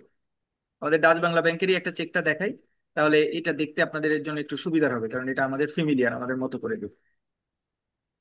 হোল্ডার হচ্ছে, ধরেন বিডি ওয়েব সার্ভিসের নাম না দিলাম আমি, বিডি ওয়েব সার্ভিসের নাম দিলাম, বিডি ওয়েব সার্ভিস, এটাকে পরের পেজের এখানে বিডি ওয়েব সার্ভিস লিখে সে ট্রান্সফার করে দিল মিস্টার জাকির হোসেন, সিলটিল দিয়ে দিল মিস্টার জাকির হোসেনের নামে, সে এটা এন্ডোর্স করে দিল, মানে জাকির হোসেন ফান্ডটা নিতে পারবে। চেকটা অরিজিনালি হাতে আছে জাকির হোসেনের, যার হাতে, কাউন্টারে যার হাতে চেকটা থাকবে, হি ইজ দা হোল্ডার। এখন অনেক চেকে পেই হোল্ডার একরকম হইলো, কোনো সমস্যা নাই, বাট চেকটা যার হাতে থাকবে কাউন্টারে, he is the holder for cheque. আচ্ছা, এনডোর্সমেন্ট যখন কমপ্লিট হবে, যিনি এনডোর্স করবেন তার নাম হচ্ছে এনডোর্সার, যার নামে এনডোর্স করবেন অর্থাৎ যার নামে ট্রান্সফার করবেন তার নাম হচ্ছে এনডোর্সি। চেকের ক্ষেত্রে এই নামগুলি, এই যে ধরেন এন্ড্রোসার, এন্ড্রোসি, পেই, হোল্ডার, এই সকলগুলি জিনিস মানে জাস্ট আপনার সিভিক সেন্স অ্যাপ্লাই করে আপনি বলবেন যে এটা কোথায় কি বলেছে, এটা কোন কি অবস্থায় আছে। এটাতে কোনো সমস্যা নেই, এটা এটা করা যায়। আমি এবার একটা কোয়েশ্চেন করব, অ্যান্সার দিবেন আপনারা। যদি কোয়েশ্চেনটা লেখার কথা ছিল আমি লিখি নাই, আমি চিন্তা করছি।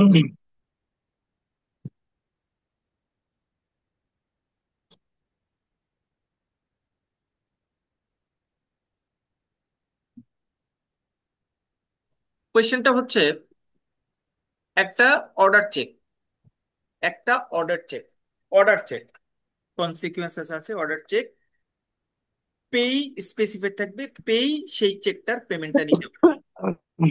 আচ্ছা, ওই পেই ছাড়া অর্ডার চেকে অন্য কেউ কি পেমেন্ট নিতে পারে? এন্ডোর্স করলে পারবে।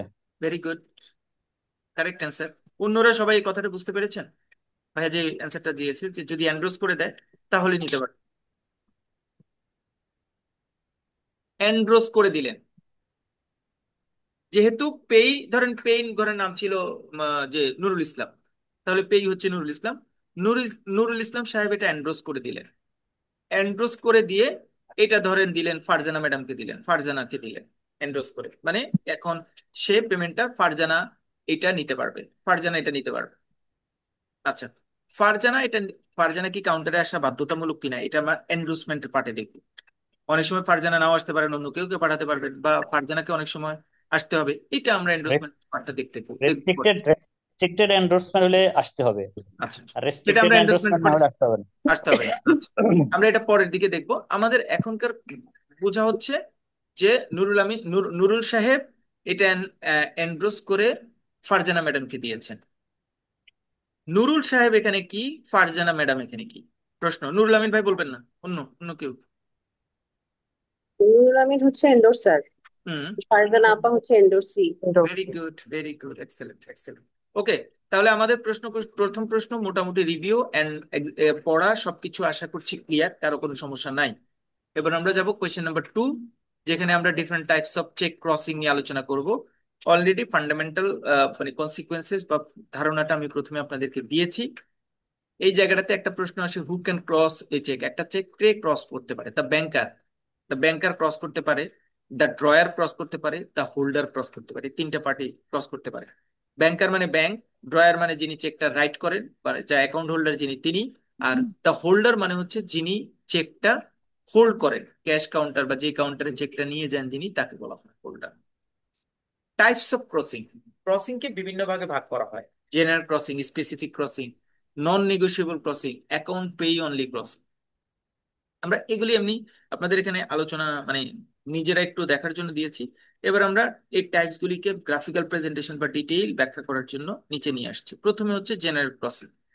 জেনারেল ক্রসিং এর ক্ষেত্রে বাম দিকে বা ডান দিকে যেখানে হোক দুইটা প্যারালাল ট্রান্সভার্সেস লাইন থাকে। The line could be put anywhere on the cheque. আমরা মানে বাই রুল এটাকে বলে ফেলছি বাম কোনায় দিব, বাট বাম কোনায় এখানে সবসময় জায়গা ফাঁকা থাকে বলে আমরা এখানে দিই, অন্য কোনো জায়গায় দিলেও কিন্তু কোনো সমস্যা নেই। রিয়েল প্র্যাকটিসে আমরা এটা প্রবলেম ফেস করি, সবাই প্র্যাকটিস করে ফেলছি বাম কোনায়। বাম কোনায় না দিলে মনে করি যে এটা মনে হয় ভুল আছে, না ভুল না, যে কোনো জায়গায় দিতে হবে, তবে কোনাকুনি হতে হবে, এটা হচ্ছে condition. The effect of this crossing is that the check must be paid only to the banker. এটার ইফেক্ট হচ্ছে, the effect to this cross is that the check must be paid only to the banker. মানে এটা কাউন্টারে সাধারণত মানে cash কাউন্টারে এটা payment করা হবে না, এটা হচ্ছে কোনো একটা কাস্টমারের অ্যাকাউন্টে ট্রান্সফার করার কথা বলা থাকে। জেনারেল ক্রসিং সাধারণত এই 4 রকমের হয়, এটাকে 4টাকেই জেনারেল ক্রসিং বলে। বি কেয়ারফুল, একটু পরে আমরা যখন যাব অ্যাকাউন্ট পে ক্রসিং বলতে আরেকটা ক্রসিং আমরা পড়বো আলাদাভাবে, এই যে account pay or restrictive crossing, এটার নাম আবার রেস্ট্রিকটিভ ক্রসিং আছে। তাহলে রেস্ট্রিকটিভ ক্রসিংটা one kinds of general crossing. পরীক্ষায় এটা নিয়ে এমসিকিউ আসে যে অ্যাকাউন্ট পে ক্রসিংটা রেস্ট্রিকটিভ ক্রসিং, বাট এটা কি জেনারেল ক্রসিং না স্পেসিফিক মানে স্পেশাল ক্রসিং? এটা স্পেশাল ক্রসিং না, এটা হচ্ছে জেনারেল ক্রসিং, জেনারেল ক্রসিং এর পার্ট। তাহলে জেনারেল ক্রসিং আমার শুধু দুইটা ব্ল্যাঙ্ক দাগ, মাঝখানে অ্যাকাউন্ট পে লেখা, নট নেগোশিয়েবল লেখা, এন্ড কং লেখা, এই 4 রকম থাকতে পারে জেনারেল ক্রসিং। প্রথমে আমি সিম্পল দেখিয়েছি ব্ল্যাঙ্ক, তারপরে আমি সিম্পল দেখিয়েছি এন্ড কং, তারপরে আমি স্যাম্পল দেখিয়েছি অ্যাকাউন্ট পে যেহেতু পরে আলোচনা করেছি অ্যাকাউন্ট পে। তারপরে আমি স্যাম্পল দেখিয়েছি নন নেগোশিয়েবল। এই চারটাই তাহলে জেনারেল ক্রসিং। এবার জেনারেল ক্রসিং এর ক্ষেত্রে প্রথমটা যদি আমি বলি যে এটা যদি থাকে ব্ল্যাঙ্ক, কিছু নাই, ক্রসিং কিছুই নাই, শুধু ব্ল্যাঙ্ক, এই কথাটার মানে হচ্ছে আমি যেখানেই ফান্ড দিই, যেটাই দেখি না কেন, যাই দিক না কেন, এটা কাউন্টারে দিতে পারবো না, এটা ট্রান্সফার করে দিতে হবে অথবা ক্লিয়ারিং এর মাধ্যমে দিতে হবে। এতটুকু হচ্ছে দুইটা ক্রস দেওয়ার মেইন কারণ। এটা ক্লিয়ারিং হয় ট্রান্সফারের মাধ্যমে দিতে হবে। কাকে দিতে হবে না না দিতে হবে ভাই, এগুলো আমি জানি না, এটাতে আমি এটা নিয়ে আইডেন্টিফাই করতে চাইনি। এটা আমি আইডেন্টিফাই করবো এখানে, করবো না। যদি আমি অ্যাকাউন্ট পে লেখা থাকে তাহলে অ্যাকাউন্ট পেটা স্পেসিফাইড করা থাকে, অ্যাকাউন্ট পেটা স্পেসিফাইড করা থাকে। এইটার আরেকটা নাম হচ্ছে রেস্ট্রিক্টিভ ক্রসিং। অ্যাকাউন্ট পে এর একটা নাম লেখা থাকবে, এবার এটা পড়ি। when between the two transverses parallel line the word account pay is written across the face of the check, then such crossing is called restrictive crossing or account pay crossing. In this case the check can be credited to the account of the stated person only. যেই ব্যক্তির নাম বলা থাকবে পেটুর ঘরে, তার অ্যাকাউন্টেই শুধুমাত্র টাকাটা যাবে। The cheque does not remain negotiable anymore. এটা অন্য কারো অন্য কোনো ওয়েতে এটা নেগোশিয়েবল হবে না। Or making it is a non negotiable instrument. Restricted করা মানে হচ্ছে এটা আর নেগোশিয়েবল হবে না, এটা নন নেগোশিয়েবল হয়ে যাবে। The cheque must be cross generally or specially. যদি বলা হচ্ছে স্পেশালি জেনারেলি, দুই ধরনের ক্ষেত্রেই অ্যাকাউন্ট পে বলা থাকে। বাট অ্যাকাউন্ট পে যদি আমি বলি, শুধু অ্যাকাউন্ট পে যদি বলি তাহলে এটা জেনারেল। যদি অ্যাকাউন্ট পে দিয়ে কোনো একটা ব্যাংকের নাম বলি তখন সেটা স্পেশাল ক্রসিং এ যাবে। এটা একটু পরে আমি দেখছি। তাহলে এই অ্যাকাউন্ট পে থাকলে আমরা তিনটা কনসিকুয়েন্সেস লক্ষ্য করছি যে তিন রকম ইস্যু হতে পারে। অ্যাকাউন্ট পে থাকলে পেয়ের ঘরে যার নাম থাকবে তার নামের কোনো একটা অ্যাকাউন্টে টাকাটা ট্রান্সফার করতে হবে, এক নাম্বার কথা। ধরেন পেয়ের ঘরে লেখা আছে জাকির হোসেন, আর কিছু অ্যাকাউন্ট নাম্বার টাম্বার কিছু কোনো কিছু লেখা নেই। আমাদের ব্যাংকে সে আমার কাছে চেক নিয়ে আসলো, সে আমাকে বললো যে জাকির হোসেনের নামে এই অ্যাকাউন্ট আছে, এই অ্যাকাউন্টে আপনি টাকাটা দেন। অ্যাকাউন্ট আমি নাম দেখলাম, চেক করলাম, ঠিক আছে, কোনো সমস্যা নেই। এখানে কিন্তু অ্যাকাউন্ট পে মানে ব্যাংক ফিক্সড করি নাই কিন্তু, যে কোনো ব্যাংকের ওই নামের অ্যাকাউন্ট থাকলে সেখানে আমি দিতে পারবো। দুই নম্বরে হচ্ছে এটা নেগোশিয়েবল ইনস্ট্রুমেন্ট হবে না, এটা ফার্দার নেগোসিয়েশনটা রেস্ট্রিক্টেড হয়ে যাচ্ছে, এই জন্য এটাকে রেস্ট্রিক্টেড ক্রসিং বলে। আর সাধারণত অ্যাকাউন্ট পে দিয়ে জেনারেল ক্রসিং এবং স্পেসিফিক ক্রসিং হতে পারে। যদি শুধুমাত্র অ্যাকাউন্ট পে কথাটা লেখা থাকে তাহলে এটা জেনারেল ক্রসিং। যদি অ্যাকাউন্ট পে এর সাথে কোনো একটা ব্যাংক অ্যাড করানো থাকে তখন এটা স্পেশাল ক্রসিং। সেটা আমরা একটু পরে স্পেশাল ক্রসিং যখন পড়বো তখন আমরা সেখানে আলোচনা করবো। জেনারেল ক্রসিং এর তিন নাম্বার ইনস্ট্রুমেন্ট হচ্ছে non negotiable crossing. Non negotiable crossing মানে এখানে নন নেগোশিয়েবল কথাটা লেখা থাকবে। This cheque must contain the word non negotiable, the cheque must be cross generally or specially. এখানেও নন নেগোশিয়েবল দিয়ে যদি ওপেন থাকে তাহলে এটা জেনারেল ক্রসিং, যদি নন নেগোশিয়েবল দিয়ে কোনো ব্যাংকের নাম লেখা থাকে তখন সেটা special non negotiable cheque. The effect of this crossing is that এই নন নেগোশিয়েবল চেকের ইফেক্ট হচ্ছে nevertheless remain negotiable transferable, and the title of the transferee shall not be better than title of transferor. এইটুকু line আমি next ক্লাসে আলোচনা করব যখন negotiable instrument act নিয়ে আলোচনা করব। এটা একটা লাইন আসে যারা এক্সিকিউটিভ লেভেলের পরীক্ষার্থী তাদের জন্য, নর্মাল যারা আছে জুনিয়র অফিসার লেভেলে ইম্পর্টেন্ট না। But the transferee shall not be the better title than transferor, explain it. এটা এক্সিকিউটিভ লেভেলের জন্য খুব ইম্পর্টেন্ট, এটা আমরা নেগোশিয়েবল ইনস্ট্রুমেন্টের মধ্যে পড়বো। আচ্ছা, এখানে বলা হচ্ছে নেভারথেলেস রিমেইন নেগোশিয়েবল বা ট্রান্সফারেবল। নন নেগোশিয়েবল মানে আমি তো ফিক্সড করে দিচ্ছি, এটা আর নেগোশিয়েবল করা যাবে না। তাহলে জেনারেল ক্রসিং যে চারটা জিনিস আছে সেই চারটা জিনিসের মধ্যে তিনটা জিনিস নিয়ে আমি আলোচনা করেছি। খুব ভাইটাল একটা জিনিস যেটা সোফার আইনও আমরা অনেকেই জানি না। এন্ড কং কথাটা আমরা আসলে কেন লিখি, এটার আসলে ইফেক্টটা কি, দরকার আছে কিনা, এন্ড কংটা আসলে কি বোঝায়, বা এন্ড কং যদি লেখা থাকে এটার আসলে এন্ড কং মানে, কং মানে তো বুঝতে পারছি এটা একটা কোম্পানি, কোম্পানির নামের সাথে আসলে এন্ড কং কথাটা অ্যাড হয়। তাহলে কোনো একটা চেকে যদি এন্ড কং লেখা থাকে তাহলে এন্ড কং আসলে আমরা এটা দিয়ে কি বুঝবো? এন্ড কং এর কথাটা এখানে লেখা আছে, ইউজিং এন্ড কং ক্রসিং ফর ইন্ডিভিজুয়ালস। প্রথম কথা হচ্ছে কোন একটা চেকের কোনা যদি এন্ড কং লেখা থাকে, এন্ড কং লেখা মানে তো কোনো কোম্পানির নাম লেখে নেই। এটা কিন্তু ইন্ডিভিজুয়াল ব্যক্তির ক্ষেত্রেও ট্রান্সফার করা যাবে, কোনো সমস্যা নেই। মানে আপনি কোনায় লিখলেন এন্ড কম, পে টুর ঘরে লিখলাম মিস্টার জাকির হোসেন, কোনো সমস্যা নেই। এটা কিন্তু বলছে প্রথমে, yes you can use a cross check with the word encom designation even if the pay is an individual. encom দেখে মনে হচ্ছে কোম্পানি, বাট এনকং লেখা থাকলে কোনো ইন্ডিভিজুয়ালের নামেও কিন্তু সেটা ট্রান্সফার করা যাবে, নো প্রবলেম এট অল। এইটুকু জানাটা খুব বেসিক, কারণ এনকং লেখা থাকলে ও এটা তো কোম্পানির, এখনো ট্রান্সফার করতে হবে, এই জন্য এনকং লিখেছে না। The crossing indicates that the check must be deposited into a bank account which provides an extra layer of security. Practical condition বলছে while it is legal, it's essential to ensure that এটা দরকার নাই। In a summary তে আসেন, the ENCOM crossing on check enhance security and is suitable for use regardless of whether the pay is an individual and organization. তবে আমাকে যদি বলেন যে ভাইয়া আপনি এটাকে কি প্রেফার করেন, আমি প্রেফার করি এনকংটা কোম্পানির সাথেই দেওয়া, কোনো একটা কোম্পানির নামে দিলে ক্রসিংটা এনকং দেওয়া। বাট আপনি যদি মনে করেন যে না এনকং দিব, ব্যক্তির নাম দিব, তাতেও কোনো সমস্যা নাই। বাট কোম্পানিকে হাইলাইট করার জন্য এনকংটা আসলে ইনসেপশন করা হয়েছে। এখন আমরা হয়তো এটাকে চেঞ্জ করে অন্যভাবে জেনারেলের ক্ষেত্রে এটা ইউজ করতে কোনো ধরনের বাধ্যবাধকতা রাখছি না। সো জেনারেলের 4 ধরনের ক্রসিং নিয়ে আমাদের আলোচনা শেষ। এবার হচ্ছে স্পেশাল ক্রসিং। স্পেশাল ক্রসিং হতে পারে এই 3 ধরনের। আমি আগেই বলেছিলাম যে অ্যাকাউন্ট পেই সাথে যদি কোনো একটা ব্যাংকের নাম বলা থাকে, তখন আমরা এটাকে বলবো স্পেশাল ক্রসিং। এটা কিন্তু জেনারেল ক্রসিং না। যদিও শুধু অ্যাকাউন্ট পেই যদি লেখা থাকতো তাহলে এটা general crossing. State bank of India, state bank of India account pay, State bank of India non negotiable, এই 3টে হচ্ছে special crossing.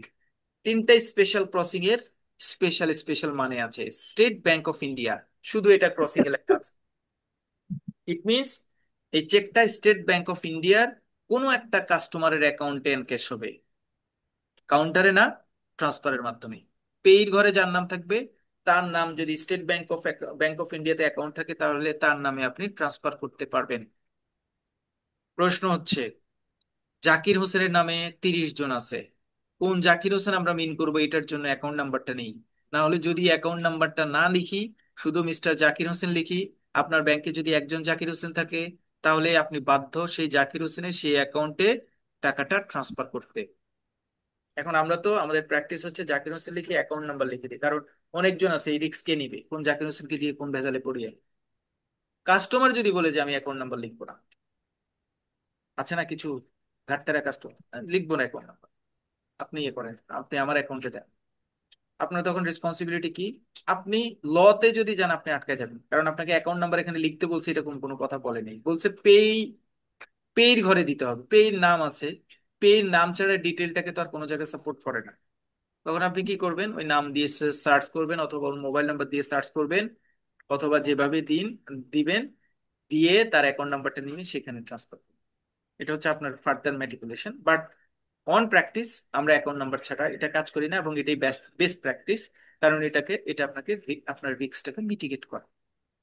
State bank of India হলে যে কোনো স্টেট ব্যাংক ইন্ডিয়ার যে কোনো অ্যাকাউন্টে আপনি টাকাটা ট্রান্সফার করতে পারবেন, বাট সেটা স্টেট ব্যাংক অফ ইন্ডিয়া হোক। তাহলে এইটা স্টেট ব্যাংক অফ ইন্ডিয়া দিয়ে দিল, আর নর্মাল একটা 2 টান দিয়ে একটা ক্রসিং দিয়ে দিল, যেটার মধ্যে আমাদের আর অন্য কোনো ইনফরমেশন নাই। এইটা দুইটার মধ্যে পার্থক্য হচ্ছে এই ক্রসিং মানে হচ্ছে এটা অ্যাকাউন্টে ট্রান্সফার করতে হবে, weather it is transfer or clearing, but যে কোনো ব্যাংকে হতে পারে। বাট এই দুইটা প্যারালাল কার্ভের লাইনের মধ্যে যদি স্টেট ব্যাংক অফ ইন্ডিয়া লিখে দেয়, তাহলে স্টেট ব্যাংক অফ ইন্ডিয়ার যে কোনো ব্রাঞ্চে ওইখানে এনক্যাশ করতে হবে। State bank of India account pay, এখানে আবার স্পেসিফাইড করে দিই, স্টেট ব্যাংক অফ ইন্ডিয়ার নাম থাকবে, মানে ওই ব্যাংকের স্পেসিফিক পের ঘরে যে অ্যাকাউন্ট নাম্বার আছে সেই নাম্বারে সেই অ্যাকাউন্টে হোল্ডারকে দিতে হবে। এখানে আরো স্পেসিফাইড করে দিয়েছে, যেটা জেনারেল প্রসিং এর ক্ষেত্রে অ্যাকাউন্ট পে ছিল, সেখানে শুধু অ্যাকাউন্ট পে যে কোনো ব্যাংকের হলেই তাকে, মানে অ্যাকাউন্ট পে নাম মিললেই তাকে দেওয়া যাবে। আর এখানে বলা হচ্ছে স্টেট ব্যাংক অফ ইন্ডিয়ার অ্যাকাউন্ট পে যাকে বলবে সেখানে দিতে হবে, স্টেট ব্যাংক অফ ইন্ডিয়া ছাড়া অন্য কোনো জায়গায় দেওয়া যাবে না। State bank of India non negotiable, state bank of ইন্ডিয়ার যে অ্যাকাউন্টে দিব আমি ফিক্স করে দিচ্ছি, এটা আর নেগোশিয়েবল হবে না। রেস্ট্রিক্টেড, রেস্ট্রিক্টেড মিনস হচ্ছে স্পেসিফাইড, এই ক্রসিং গুলিকে আমি আলাদা করে পয়েন্ট আউট করেছি, এনকম ব্যাংক লোগো দিয়েছি, State bank of India, state bank of India payee, তারপরে স্টেট ব্যাংক অফ নেগোসিয়েশন। এটা ধরেন এরকম করে এখানে ক্রসিংটা দিয়ে ওই ক্রসিংটা দিয়ে দিলে যে ডিটেলটা যাবে সেই ডিটেলটা আমরা আলোচনা করেছি, অলরেডি আলোচনা করেছি। এবার আসে নতুন এক ধরনের ভাইয়া, ক্রসিং আছে। জি, যদি 2-3 মিনিট সময় হয় তাহলে আমি একটা এই যে জেনারেল ক্রসিং আর স্পেশাল ক্রসিং এর ছোট একটা হিস্টোরি আছে, মানে ওকে, একটা ঘটনা প্লিজ আছে আর কি, প্লিজ প্লিজ শেয়ার করতে। প্লিজ। বেঙ্গল বেঙ্গল গ্রুপের একজন এমপ্লয়ি রিজাইন দিয়েছেন। তো হয়তো ওনার সাথে মানে কোম্পানির অবস্থা ভালো ছিল না, তো উনি সাথে সাথে আমাদের ব্যাংকে বেঙ্গল গ্রুপের পেরোল। সো আমাদের এখানে সে পেরোল অ্যাকাউন্টটা ক্লোজ করে দিয়েছে। সো ক্লোজ করে দেওয়ার পর আফটার 2 মান্থস সে যখন ফাইনাল সেটেলমেন্ট হলো তার ওই কোম্পানির সাথে, তখন হচ্ছে তারা হচ্ছে গিয়ে চেকের মধ্যে লিখিয়ে দিয়েছে মানে ক্রসিং এ বেঙ্গল কমার্শিয়াল ব্যাংক, মানে স্পেশাল ক্রসিং। তো উনি তখন ওই চেকটা নিয়ে ডাচ বাংলা গিয়েছে। ডাচ বাংলা যখন চেকটা ধরাইতে গিয়েছে ক্লিয়ারিং এ, ডাচ বাংলা এটা একসেপ্ট করেনি। অলরেডি ডাচ বাংলা সিলটিল মেরে দিছে। যখন একসেপ্ট করে না তখন সে আবার বেঙ্গল ব্যাংকে আসছে, এটা বেঙ্গল ব্যাংকের মাধ্যমে ভাঙাবে। But in the meantime তার কোনো অ্যাকাউন্ট নাই, অ্যাকাউন্ট ক্লোজ করে ফেলছে। তখন তাকে বেঙ্গলে আবার নতুন করে অ্যাকাউন্ট, জেনারেল সেভিংস অ্যাকাউন্ট করানো হয়েছে, এবং হচ্ছে ওই চেকটা তারপর ধরানো হয়েছে। এটা হচ্ছে স্পেশাল আর নর্মাল ক্রসিং আর কি। Very good, good good example, good example. সবাই বুঝতে পেরেছেন কেস স্টাডিটা? আমাদের জাকির ভাই, ওই যে অ্যাকাউন্ট উনি যেটা বললেন সেখানে যদি আমি অ্যাকাউন্ট নাম্বার মেনশন করে দিই, জাকির হোসেন অ্যাকাউন্ট নাম্বার এইটা, সেক্ষেত্রে তো ওই অ্যাকাউন্টটা তো বন্ধ হয়ে গেছে। তাহলে নতুন অ্যাকাউন্টে কি এটা ক্লিয়ারিং হবে, ট্রান্সফার হবে? না, যদি যে অ্যাকাউন্টটা শুধু নাম বন্ধ দেওয়া হয়ে ছিল, যেত, অ্যাকাউন্ট নাম্বার না। হ্যাঁ, এই এই ক্ষেত্রে অ্যাকাউন্ট নাম্বারটা লেখা ছিল না, কারণ যখন যেটা স্বাভাবিকভাবে যেটা হয় মানে নর্মালি পেরোল বা ওই জায়গাগুলিতে যেটা হয়, বা আপনি যখন অ্যাকাউন্ট পে দিবেন তার নামেই দিবেন, সাধারণত তার অ্যাকাউন্ট নাম্বারটা লেখা হয় না। বাট কুন্ডুদার প্রশ্ন হচ্ছে যদি অ্যাকাউন্ট পে ওখানে দিয়ে মানে অ্যাকাউন্ট পে লিখেছে, মানে বেঙ্গল গ্রুপ চেকে অ্যাকাউন্ট পে লিখেছে, বেঙ্গল কমার্শিয়াল ব্যাংক লিখেছে, আর পেটুর ঘরে ওই না যিনি যিনি অ্যাকাউন্ট হোল্ডার তার নাম লিখেছে, অ্যাকাউন্ট নাম্বারটাও লিখে দিয়েছে, যে কারণ পে রোলটা ছিল তার এখানে, তাদের কাছে ডেফিনেটলি তার সেটা রেকর্ড আছে, পে রোলের অ্যাকাউন্ট নাম্বারটা লিখে দিয়েছে। যদি পে রোলের অ্যাকাউন্ট নাম্বারটা লিখে থাকতো তাহলে, যদি পে রোলের অ্যাকাউন্ট নাম্বারটা লেখা থাকতো তাহলে, প্রশ্ন হচ্ছে দুই রকম। যদি পে রোলের অ্যাকাউন্ট নাম্বারটা লেখা থাকতো তাহলে এটাকে চেঞ্জ করার জন্য কি করতে হবে, কারণ পে রোলের ওই অ্যাকাউন্টটা তো অলরেডি ক্লোজ। এই জায়গাটাতে যিনি মানে যিনি ড্রন অন করেছেন, আমরা বলেছি যিনি ডয়ার ড্রন অন, ডয়ারের সিগনেচার নিয়ে আসতে হবে কেটে। ওই সাইন নিয়ে আসতে হবে, সাইন নিয়ে এসে ডয়ার রিপোর্টে কেটে দিতে হবে। তো যদি অ্যাকাউন্ট ওপেন থাকতো তাহলে তো ফয়সাল ভাই যেটা বলেছেন ওই কেস স্টাডি দিয়ে কভার হয়েছে। বাট গুড, মানে একদম একদম relevant case study. Thank you so much. আচ্ছা জাকির ভাই, জি, যে নেগোশিয়েবল আর একটা ইস্যু, যেমন যদি ওপেন ক্রসিং থাকে, হ্যাঁ। ধরুন pay to MD Zakir Hossain, তাহলে ওইটা কি জাকির হোসেন আবার আরেকজনকে নেগোশিয়েট করতে পারবে ওপেন ক্রসিং এ? ওপেন ক্রসিং এর ক্ষেত্রে, জি। ওপেন ক্রসিং এর ওপেন ক্ষেত্রে হ্যাঁ, ওপেন ক্রসিং এর ক্ষেত্রে তো নেগোশিয়েবল মানে নেগোশিয়েবিলিটিটা তো হারায় নাই, ওপেন ক্রসিং এর ক্ষেত্রে না, নেগোশিয়েবিলিটিটা তো হারায় না। কিন্তু লিখে জাকির দিল ভাই, অ্যাকাউন্ট ওপেনে পে। তো ক্রসিং করার দরকার হয় না, ওপেন চেক তো ক্রসিং হয় না, অর্ডার চেক না ক্রসিং হয়। না, ওপেন ক্রসিং মানে শুধু দাগ দেওয়া, কিছু লেখা নেই, এটা ওপেন ক্রসিং। হুম। তখন ও তখন তো এটা ও নেগোশিয়েবল হবে। হ্যাঁ, নেগোশিয়েবল হবে, হ্যাঁ নেগোশিয়েবল হবে। কিন্তু কিন্তু ওপেনের ভিতরে লিখে দিল অ্যাকাউন্ট পে, তারপরে পে টুর জায়গায় জাকির হোসেন, দেন ওটা জাকির হোসেন কি আর নেগোশিয়েট করতে পারবে না? রাইট, তখন আর পারবে না সেটা, এই জন্যই সেটাকে রেস্ট্রিকটিভ বলা। আচ্ছা, আরেকটা কথা, নট নেগোশিয়েবল বা ট্রান্সফারেবল, এটা আরেকটু যদি ব্যাখ্যা করতে, মানে কোনটা? নেগোশিয়েট করা যাবে, ট্রান্সফার করা যাবে? Not negotiable but transferable, not এটা আরেকটু নেগোশিয়েবল বাট ট্রান্সপারেবল। ট্রান্সফার এই বলছি, এটা আরেকটু ব্যাখ্যা করলে ভালো হতো। আচ্ছা, নট নেগোশিয়েবল না, নট নেগোশিয়েবল ট্রান্সফারেবল না, এটা আমরা কালকে ব্যাখ্যা করবো যখন যখন আমরা এনআই একটা পড়বো। হ্যাঁ, এনআই একটা এটা নিয়ে জাকির ভাই, আমরা। আর একটা জিনিস একটু বলি, সেটা হচ্ছে আমি একটা জিনিসের সমস্যায় পড়েছি। সেটা হচ্ছে আহ, আপনাকে কেউ চেক দিয়েছে জাকির হোসেন নামে, হ্যাঁ? তো হ্যাঁ, আপনি বলতেছেন যে আমি মিস্টার মলয়, আমি ব্যাংকে যে অন বিয়ার চেকটা ভাঙায় নিয়ে আসছি। আপনি বলছেন যে ওই অ্যাকাউন্ট হোল্ডারের ইনফরমেশন ওইখানে লিখবো যে আমার নাম, তাই তো? হুম, এখন ঘটনা হচ্ছে যে ওই যিনি আপনাকে চেকটা দিয়েছে তিনি তো আমাকে চেনে না, চেনে তো আপনাকে। চেকটা আপনাকে দিয়েছে, হুম। এখন সে পরবর্তী কোনো ক্লাস মানে ভেরিফাইয়ের ক্ষেত্রে বলতেছে যে আমি তো চেকটা দিয়েছিলাম, ওকে, আপনি বলতেছেন আমি টাকা পাইনি, এক্সাম্পল, এরকম সমস্যা পড়েছি। তখন তো আমার আসলে ন্যারেশনে তো আপনার নাম লেখা নেই, লেখা আছে তো আমার নাম। হুম। আমি কি আপনাকে বুঝাতে পারলাম? অ্যাকাউন্ট পেতে অর্থাৎ বেয়ারার হচ্ছে আপনি, কিন্তু চেকটা আমাকে দিয়েছেন, আমি ক্যাশ করেছি। যে অ্যাকাউন্ট ক্যাশ অফিসার সে আমার নাম লিখেছে। এখন যে পেমেন্টটা করেছে অর্থাৎ যার অ্যাকাউন্ট থেকে টাকা ডেবিট হলো, তাকে আপনি বলছেন যে ভাই আমি টাকা তো পাইনি, এবং স্টেটমেন্টে তো আপনার নাম নেই। এরকম একটা সমস্যায় পড়েছি। আমার আমার ইয়েটা হচ্ছে অর্থাৎ পেটুর ক্ষেত্রে যার নাম এক্স ওয়াই জেড যেই আসুক, পেটুর ক্ষেত্রে যার নাম লেখা থাকবে, আমি অ্যাকাউন্ট হোল্ডারের ন্যারেশনের ক্ষেত্রে তার নামটাই লিখবো। এটা কোনো আর্গুমেন্ট আছে কিনা? মানে অ্যাকাউন্টের ক্ষেত্রে আপনার ক্যাশে, যখন আপনার ওই যে ক্যাশের, স্টেটমেন্ট লিখছেন ক্যাশে হ্যাঁ, ক্যাশ। কিন্তু হ্যাঁ, কিন্তু উইনি তো আসলে আমাকে চেকটা দেয়নি, দিছি তো আপনাকে, আপনি তার কাছে টাকা পাবেন। কিন্তু বেয়ারার হিসেবে ন্যারেশনে যে আমাকে আমার নাম দেবে। লিখছেন, হ্যাঁ, আমি ন্যারেশনে লিখতেছেন যে আপনি বলতেছেন ভাই যে টাকা নিচ্ছে তার নাম লেখেন, কিন্তু উনি তো আমাকে চিনে না। আপনি পরবর্তীতে বলতেছেন যে ভাই আমি তো টাকা পাইনি এবং আমি ন্যারেশনেও পাচ্ছি না, তা আপনার নাম, ঠিক আছে না? এখন ওই ইনস্ট্রুমেন্ট বের করবেন, আপনি দেখাবেন, কিন্তু আমাদের ডকুমেন্ট বলতেছে যে না, জাকির হোসেন টাকা নেয়নি, বাট জাকির হোসেনের নামই নাই। তো আমার ইয়ার হচ্ছে মানে আমার এই থিঙ্কিংটা হচ্ছে এরকম যে যার নাম লেখা থাকবে, আপনি আপনি 4-5 জনকে হ্যান্ড ওভার করেন, এটা ব্যাপার না, কিন্তু যার নাম লেখা থাকবে ইন্ডিভিজুয়াল, আমি ন্যারেশনে তার নামটাই লিখবো। যে নিচ্ছে তার ডকুমেন্ট আমি নিয়ে রাখলাম, সেটা ঠিক আছে। তার এনআইডি কার্ড নিলাম বা তার ভেরিফিকেশন নিলাম, যা ঠিক আছে। নিলাম, কিন্তু হ্যাঁ হ্যাঁ, ওইটা এটা কিন্তু অ্যাপ্রুভ, এটা অ্যাকাউন্টে অ্যাপ্রুভ। আসবে না। রাইট, এটা অ্যাপ্রুভ।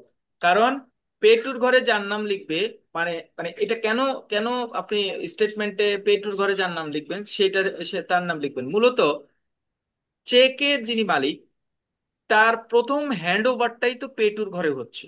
ঠিক আছে, তার ট্রানজেকশনটা মূলত আমার তো, আপনি অ্যাজ এ ব্যাংক, যে ব্যাংক থেকে আপনি এই ফান্ডটা দিবেন, আপনি তো আপনার ড্রয়ারের ফান্ড দিচ্ছেন, তাই না? সুতরাং আপনার ড্রয়ারের সাথে কানেক্টিভিটিটা ক্রিয়েট হচ্ছে পেটুর ঘরে যার আছে তার মাধ্যমে। ধরেন পেটুর ঘরে লেখা আছে জাকির, জাকির এটা 4 বার এন্ডোর্স করেছে, এন্ডোর্স করে 5 নম্বর জন আসছে ক্যাশে টাকা নিতে। কিন্তু এই 5 নম্বর জনের সাথে ড্রয়ারের ড্রয়ারের কোনো সম্পর্ক আছে কিনা এটা তো আপনার জানার দরকার নেই, আছে? সবাইকে কেস আর স্টাডিটা বুঝতে পারছেন? মানে আমরা ভাইয়া জাকির ভাই, সেক্ষেত্রে এটা যেহেতু বিআরআর চেক, হ্যাঁ। টাকা যে রিসিভ করে আমি তো তার নামে লিখবো আমার কাউন্টারে। আচ্ছা, না এখন না না ডয়ার না, ডয়ার তো যদি তাহলে স্পেসিফিক করে দিত, আমাকে অর্ডার চেক করে দিত, ডয়ার যদি যেহেতু ওপেন রাখছে আমি তো লায়াবল নাই এর জন্য। আচ্ছা, এখানে দুইটা সে কথা পেঁচাইতে আছে, এখানে সে দুইটা কথা পেঁচাইতে আছে। পারে, ঠিক আছে, সে পেঁচাইতে পারে, কিন্তু এনআই অ্যাক্ট অনুযায়ী আমি তো ব্যাংকার, মানে ক্যাশ কাউন্টারে আমি তো লায়াবল না, যেহেতু সে বিআরআর ওপেন রেখে দিয়েছে। রাইট। সে যদি এটাকে রেস্ট্রিক্টেড করে দিত, বিআরআর কেটে দিত, তাহলে আমি শুধুমাত্র জাকির হোসেনকে দিতাম, জাকির হোসেনের নামে স্টেটমেন্টে লিখতাম। উনি যেহেতু ওপেন রেখে দিছে সেই জন্য তো আমি লায়াবল না। আমার কাছে হোল্ডার যিনি নিয়ে এসেছেন, যিনি টাকা রিসিভ করছেন, আমি তো তার নামই লিখবো। আমার কাছে তো জাকির হোসেন আমার থেকে তো কোনো টাকা নেয় নাই, রিসিভ করে নাই। দুইটা ইস্যু, এক্স্যাক্টলি। কুন্ডুদা কুন্ডুদা এবং এবং মানে নুরুল আমিন ভাইয়ের মানে ইস্যুটাকে আমি একটু সামারি করি। এটা আমাদের প্র্যাকটিক্যাল এক্সাম্পল, খুব ঝামেলা হয় আমাদের এটা। আমি ধরেন চেকটা যাই একটু, সবাই অন্যরা যারা মানে যাদের মনে করছেন যে একটু ভাইয়া বুঝতে পারছি না, আমি জাস্ট কেস স্টাডিটাকে একটু প্র্যাকটিক্যালি আলোচনায় নিই। হ্যাঁ, এটা খুব ইম্পর্টেন্ট টপিকস, কারণ এটা আমাদের প্র্যাকটিক্যালি প্রচুর পরিমাণ ঝামেলার মধ্যে আমরা পড়ি এটা নিয়ে।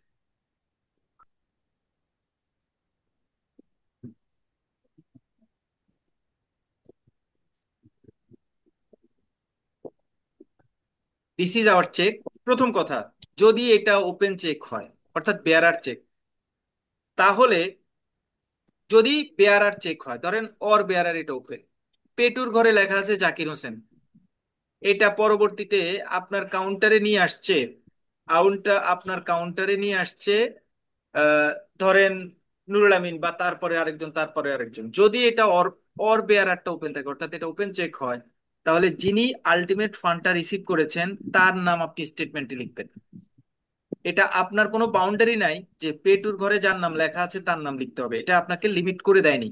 মানে আপনার ব্যাংকারই এটা আপনাকে লিমিট করে দেয় নাই, কারণ আপনার ব্যাংকার যিনি, মানে যিনি ড্রয়ার, তিনি ডয়ার, যদি আপনাকে স্পেসিফাইড করে দিত তখন এখানে সে এই অর বেয়ারাটা কেটে দিত।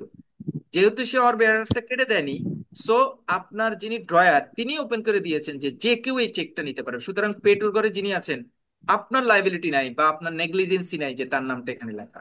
যিনি আলটিমেট ফান্ড রিসিভ করবেন তার নাম আপনি লিখবেন। ওকে, এবার এটা অর্ডারটা বেয়ারারটা কেটে দিয়েছেন। এবার এটা অর্ডার চেক। অর্ডার চেক মানে আপনি আপনি তার সাথে ডিলে তাকে বলেছেন পেমেন্ট দিতে। প্রয়োজনের খাতিরে সে যদি অন্য কারো কাছে বা ট্রান্সফার করে সেটা তার ইস্যু। অর্ডার চেকে পের ঘরে যার নাম আছে তার নামটা আপনি স্টেটমেন্টে লিখবেন। এটা হচ্ছে লেজিটিমেট ওয়ে। এবং মানে লেজিটিমেট ওয়ে মিনস হচ্ছে মানে এনআই অ্যাক্ট অনুযায়ী আপনার সাপোর্টিভ ওয়ে। এটার ক্ষেত্রে আপনি ঝামেলা পড়বেন অর্ডার চেক, সুতরাং যিনি পে টু সেই স্পেসিফাইড, তাকে আমি পেমেন্ট দিতে হবে, সুতরাং আমি তার নাম লিখলাম এখানে। Whatever it is, say transfer করুক এন্ডোর্স করুক অন্যটা তার বিজনেসের জন্য। যখনই বেয়ারার বেয়ারার ওপেন, তার মানে এই চেক ওপেন করে দিয়েছেন আপনি, সুতরাং যে আমার কাছে আলটিমেট ফান্ড রিসিভার তার নাম আমি লিখবো। এখানে আমার কোনো রেস্ট্রিকশন নেই। এই দুইটা হচ্ছে ক্যাশ অফিসারের রেসপন্সিবিলিটি, দিস টু কজেস। ঠিক আছে, সবাই ক্লিয়ার? ভাইয়া আমার জি একটা ভাইয়া। জি। question ছিল। জি, প্রশ্ন করেন। হ্যালো। জি, শুনছি শুনছি। আপু শুনতে পাচ্ছি।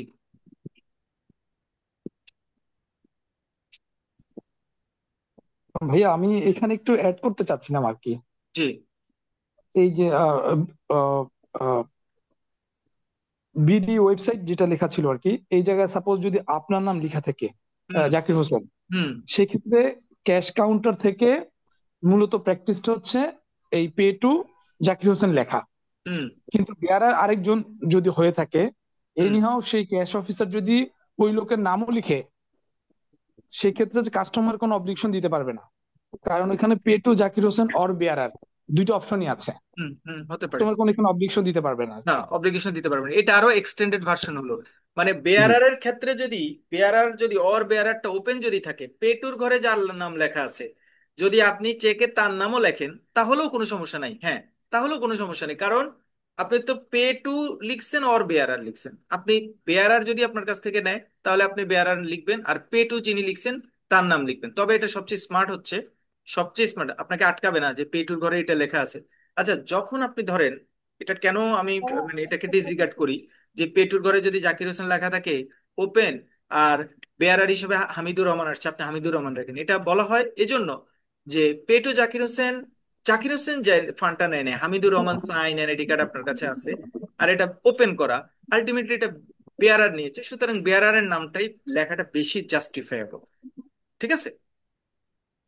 জাকির ভাই, অ্যাকাউন্ট হোল্ডার কিভাবে ইয়ে করবে যে পরবর্তীতে যে আপনি জাকির হোসেন যে টাকাটা নিছে, টাকাটা তো অ্যাকচুয়ালি মানে আপনি পান, তো সেক্ষেত্রে তো না, নিয়মটা অন্য এটাতে একটা। আপনার ইস্যু না, এটা তার ইস্যু, আপনার ইস্যু না। আপনি বলবেন যে যদি ভাই আপনার এত রেস্ট্রিকশন থাকতো তাহলে আপনি এটা বেয়ারারটা কেটে দিতেন।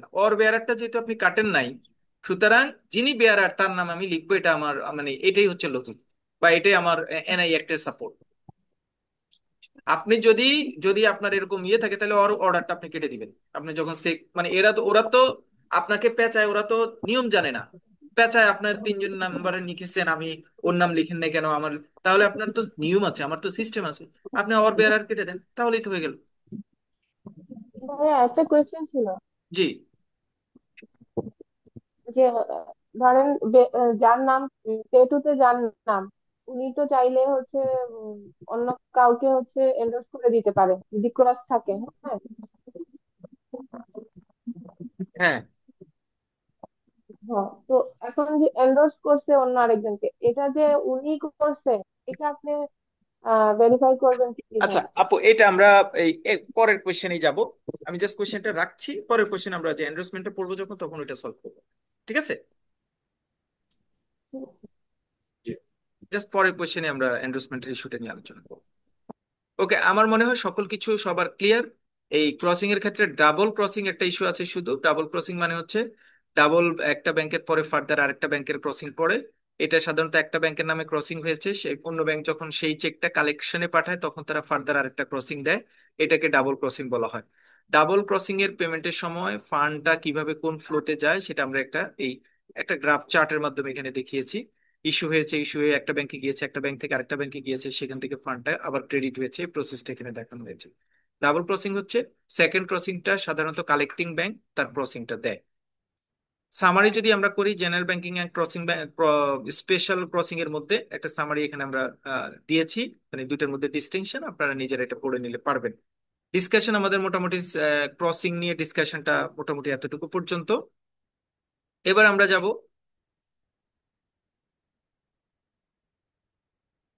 আচ্ছা এবার আমরা যাব explain different types of endorsement, যেটা আপুর কোয়েশ্চেনটা ছিল।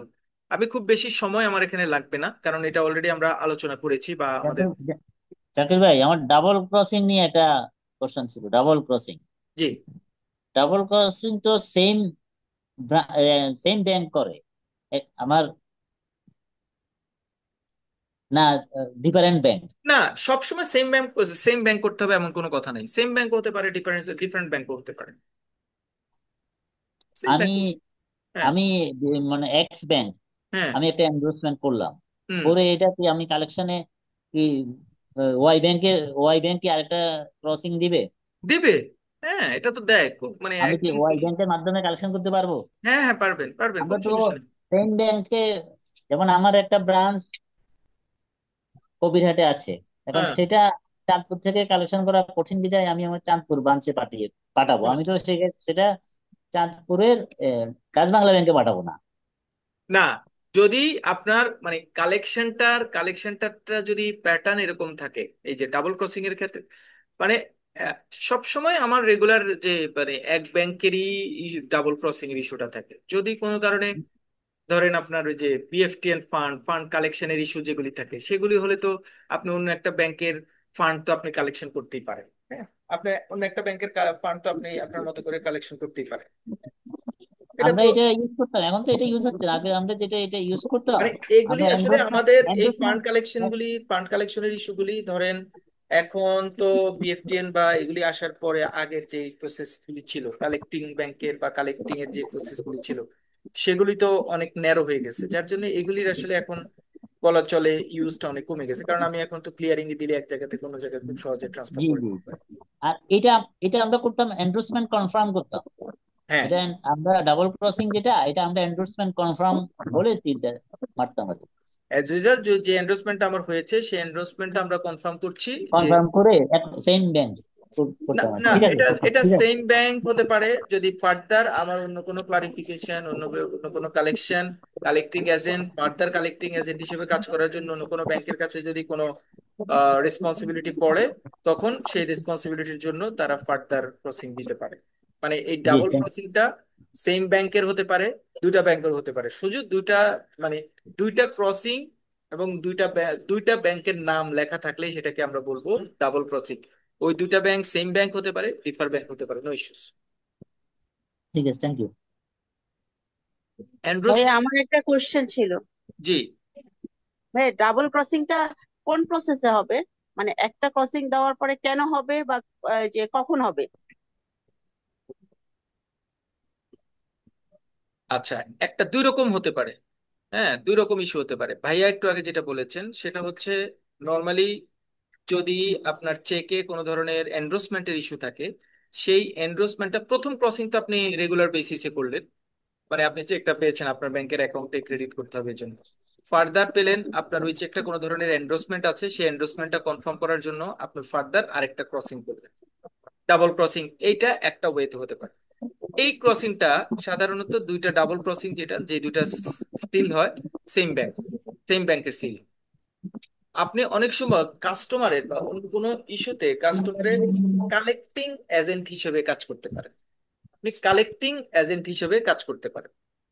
আপনি কালেক্টিং এজেন্ট হিসেবে কাজ করতে গেলে আপনি সেটা ধরেন কালেক্টিং এজেন্ট হিসেবে কাজ করতে গেলেন কিভাবে, এটা সাধারণত যারা বিটবন্ড বা অন্য কোনো পারফরমেন্স গ্যারান্টি বা এই অ্যাক্টিভিটিস গুলি নিয়ে যে ব্রাঞ্চগুলিতে থাকে সেগুলিতে হতে পারে। ধরেন আমি যদি একটা কেস বলি বা একটা একটা সামারি দাঁড় করাই, যে ধরেন আপনার ব্যাংকে একটা অ্যাকাউন্ট আছে।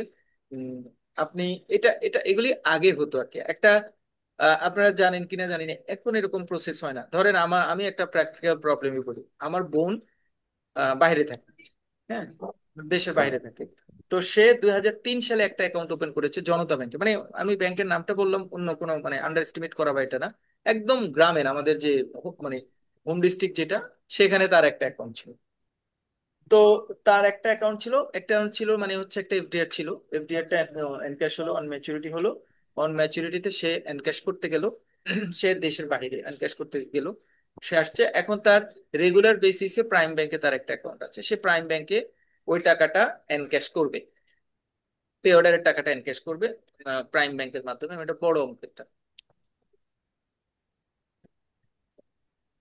বড় অঙ্কের টাকা। হ্যাঁ, সে জনতা ব্যাংক থেকে আনতে যাবে। এখন আহ, চিন্তা করছি যেটা, যে আপনার জনতা ব্যাংক অথবা অথবা এমন কেস হতে পারে, আমি প্রাইম ব্যাংকে গেলাম, যে আমার তো একটা চেক আছে, এই চেকটা আপনি ইয়ে থেকে আনতে হবে, আহ, ওই ওই ওই জায়গা থেকে আনতে হবে, ওই জায়গায় প্রসেস করে আনতে হবে। তো ওরা আমাকে যেটা বললো, যে আমি ধরেন প্রাইম ব্যাংকে গেলাম, প্রাইম ব্যাংকে আমি ওদেরকে কনফার্ম করলাম, ওদেরকে একটা চেক দিলাম জনতা ব্যাংকের। জনতা ব্যাংকের চেকটা নিয়ে প্রাইম ব্যাংকের যারা আছে তারা মানে ওই ইয়ে করতে পারলো না।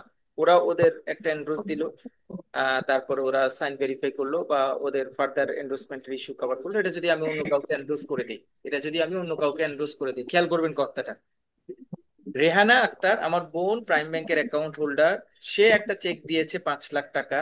সে বলেছে এই 5 লাখ টাকা জনতা ব্যাংক থেকে দিয়ে এই এন্ড্রোসিকে সেই টাকাটা দেওয়া হবে, মানে সে অন্য একজনকে এন্ডোর্স করে দিয়েছে। জনতা ব্যাংকে যাওয়ার পরে জনতা ব্যাংকের যে অফিসার আছে, সে অফিসার বলছে যে এটা আপনারা প্রাইম ব্যাংকে নেওয়ার দরকার কি, এটা আমি আমি এখান থেকে এন্ড্রোসির যে চেকটা আছে, যে অবস্থায় আছে, আমি তাকে এন্ড্রোস ইয়ে করে দিই, ওই অ্যাকাউন্টে ট্রান্সফার করে দিই। তাহলে অ্যাকাউন্টে ট্রান্সফার করতে গেলে কি, আমি এটা ক্লিয়ারিং অ্যাড করাই দিই। আমি এটা ক্লিয়ারিং অ্যাড করাই দিতে গেলে কি কি হবে, আমার জনতা ব্যাংকের একটা সিল আমি আবার এখানে অ্যাড করে দিই, করে আমি এন্ড্রোসি যে অ্যাকাউন্ট আছে সেই অ্যাকাউন্টে ফান্ডটা ট্রান্সফার করে দিলাম। তাহলে প্রাইম ব্যাংকের রোলটা বা প্রাইম ব্যাংকের রেসপন্সিবিলিটিটা, জনতা ব্যাংক যখন তার মতো করে রেসপন্সিবিলিটি শো করতে চাবে সেম অ্যাকাউন্ট হোল্ডারে, তখন সে সেখানে ফার্দার আরেকটা ক্রসিং বা ফার্দার একটা, ও তার ব্যাংকের সে যখন কাজ করতে গেছে, সে তার ব্যাংকের সিল দিয়েছে বা সিল দেওয়ার ট্রাই করেছে, তো তখন তো ডাবল ক্রসিং দিলে কোনো সমস্যা নেই। যদি নর্মালি ডাবল ক্রসিং এর প্রসেস হচ্ছে, এক ব্যাংক যখন অন্য একটা ব্যাংকের কালেক্টিং এজেন্ট হিসেবে কাজ করে, তখন সে সাধারণত এই চেক ক্রসিং বা ডাবল ক্রসিং এর প্রসেসটা যায়। আর ফার্দার এন্ডোর্সমেন্টটাকে কনফার্ম করার জন্য সাধারণত ডাবল ক্রসিং। এখানে আমি এই প্রসেসটা বলে দিয়েছি, হয়ে যাতে গেছে আপনারা একটু দেখলে আপনাদের জন্য একটু ইজি। দুই সংরূপ শেষ আচ্ছা, আমরা কি ক্লাস আর কন্টিনিউ করব নাকি এখানে হোল্ড করব? What is your opinion? Continue করলে 10 মিনিটস লাগবে আমার, তাহলে আজকে লেকচারটা শেষ করতে পারবো, এন্ডোর্সমেন্ট আপনাদের কমপ্লিট একটা ইয়ে হবে, আজকেরটা আমরা শেষ কালকে করে এনআই দেন একটা পরে। ডিটেল আলোচনা করতে পারবো। শেষ যদি করে আপনার দেন। শেষ করে দিন, ওকে। এন্ডোর্সমেন্ট ম্যান আমরা তো অলরেডি এটা নিয়ে আলোচনা করছি, যে একজনের নামে পরিবার তার একজনের নামে যখন আমরা মানে কাউকে যখন মালিকানা হস্তান্তর করি বা ট্রান্সফার করি, তখন আমরা সেটাকে বলি এন্ডোর্সমেন্ট করা। এন্ডোর্সমেন্ট করা সাধারণত চেকের পিছনে করা হয়। এই যে এন্ডোর্স হিয়ার, এটুকুকে আমি এখানে আলাদা করে কেটে নিয়ে আসছি। এটা আসলে এন্ডোর্স হিয়ার মিনস হচ্ছে মূলত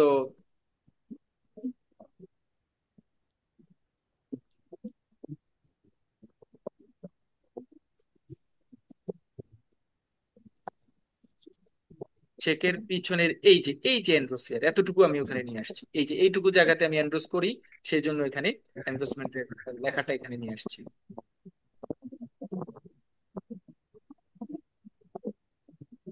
এন্ড্রোসমেন্ট মানে হচ্ছে মালিকানা হস্তান্তর। এন্ড্রোসমেন্টের দুইটা পক্ষ থাকে, একটা হচ্ছে এন্ড্রোসার আর একটা হচ্ছে এন্ড্রোসি। এন্ড্রোসার হচ্ছে যিনি এন্ড্রোস করে দেন, আর এন্ড্রোসি হচ্ছে যার নামে এন্ড্রোস করেন। আমরা একটা এক্সাম্পল দিতে পারি, যে মিস্টার এক্স, যে ড্রয়ার অর্থাৎ চেকের মালিক, যিনি has drawn a cheque to mister Y, mister Y এর নামে এন্ড্রোস করেছেন, payee, and the endorsement of cheque will be, সে লিখেছে signed of mister Y, mister Y এর এখানে সাইন, এন্ডোর্সার সিগনেচার। আর টাইপস অফ এন্ডোর্সমেন্টটা সাধারণত বিভিন্ন ধরনের হয়ে থাকে।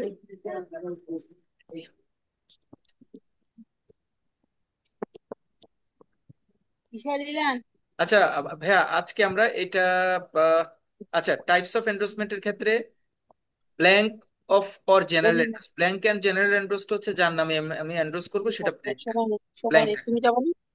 তারপরে যদি আমি এন্ডোর্সমেন্টটা করি হচ্ছে ফুল অর স্পেশাল এন্ডোর্সমেন্ট, তাহলে আমি পেটুর ঘরটা স্পেসিফাইড করে দিব, পেটুর ঘরে যার নাম লেখা থাকবে অ্যান্ড্রুসির নামটা স্পেসিফাইড। আমার গল্প রেস্ট্রিক্টেড করে দিলে যদি আমি লিখি pay to mister x only এবং অ্যাকাউন্ট নাম্বারটা বলে দিব, এটা হচ্ছে রেস্ট্রিক্টেড এন্ডোর্সমেন্ট, মানে এর বাইরে আর কেউ এই হচ্ছে এন্ডোর্সমেন্টের লাস্ট, এর পরে আর করা যাবে না। পার্শিয়াল এন্ডোর্সমেন্ট মানে হচ্ছে পার্শিয়ালি একটা অংশ এন্ডোর্স করা যাবে। সে ভাইয়া মনে হয় যে আজকে থাকলেই ভালো হবে, ওই এন্ডোর্সমেন্টের উপর একটু ভালো সময় দিতে হবে। আচ্ছা, আপনারা তাহলে যেটুকু আমরা আলোচনা করেছি এটা আপনারা শেষ করেন, আমরা কালকে এন্ডোর্সমেন্টটা কভার করছি। আজকে একটু হারিয়ে হয়ে যাবে, আপনারা শীটটা আমি দিয়ে দিলে আপনারা একটু জাস্ট দেখে নিবেন, তাহলে কালকের ক্লাসে আপনাদের জন্য ইজিয়ার হবে। ঠিক আছে, তাহলে আজকে আমরা শেষ জি করবো। আগামীকালকে সকালে 8:30, আগামীকালকে আপনাদের ক্লাস 8:30 আমরা শুরু করব। এন্ডোর্সমেন্ট এবং এনআই একটা পুরোটা আমরা কভার করবো। ধন্যবাদ সবাইকে, আসসালামু আলাইকুম।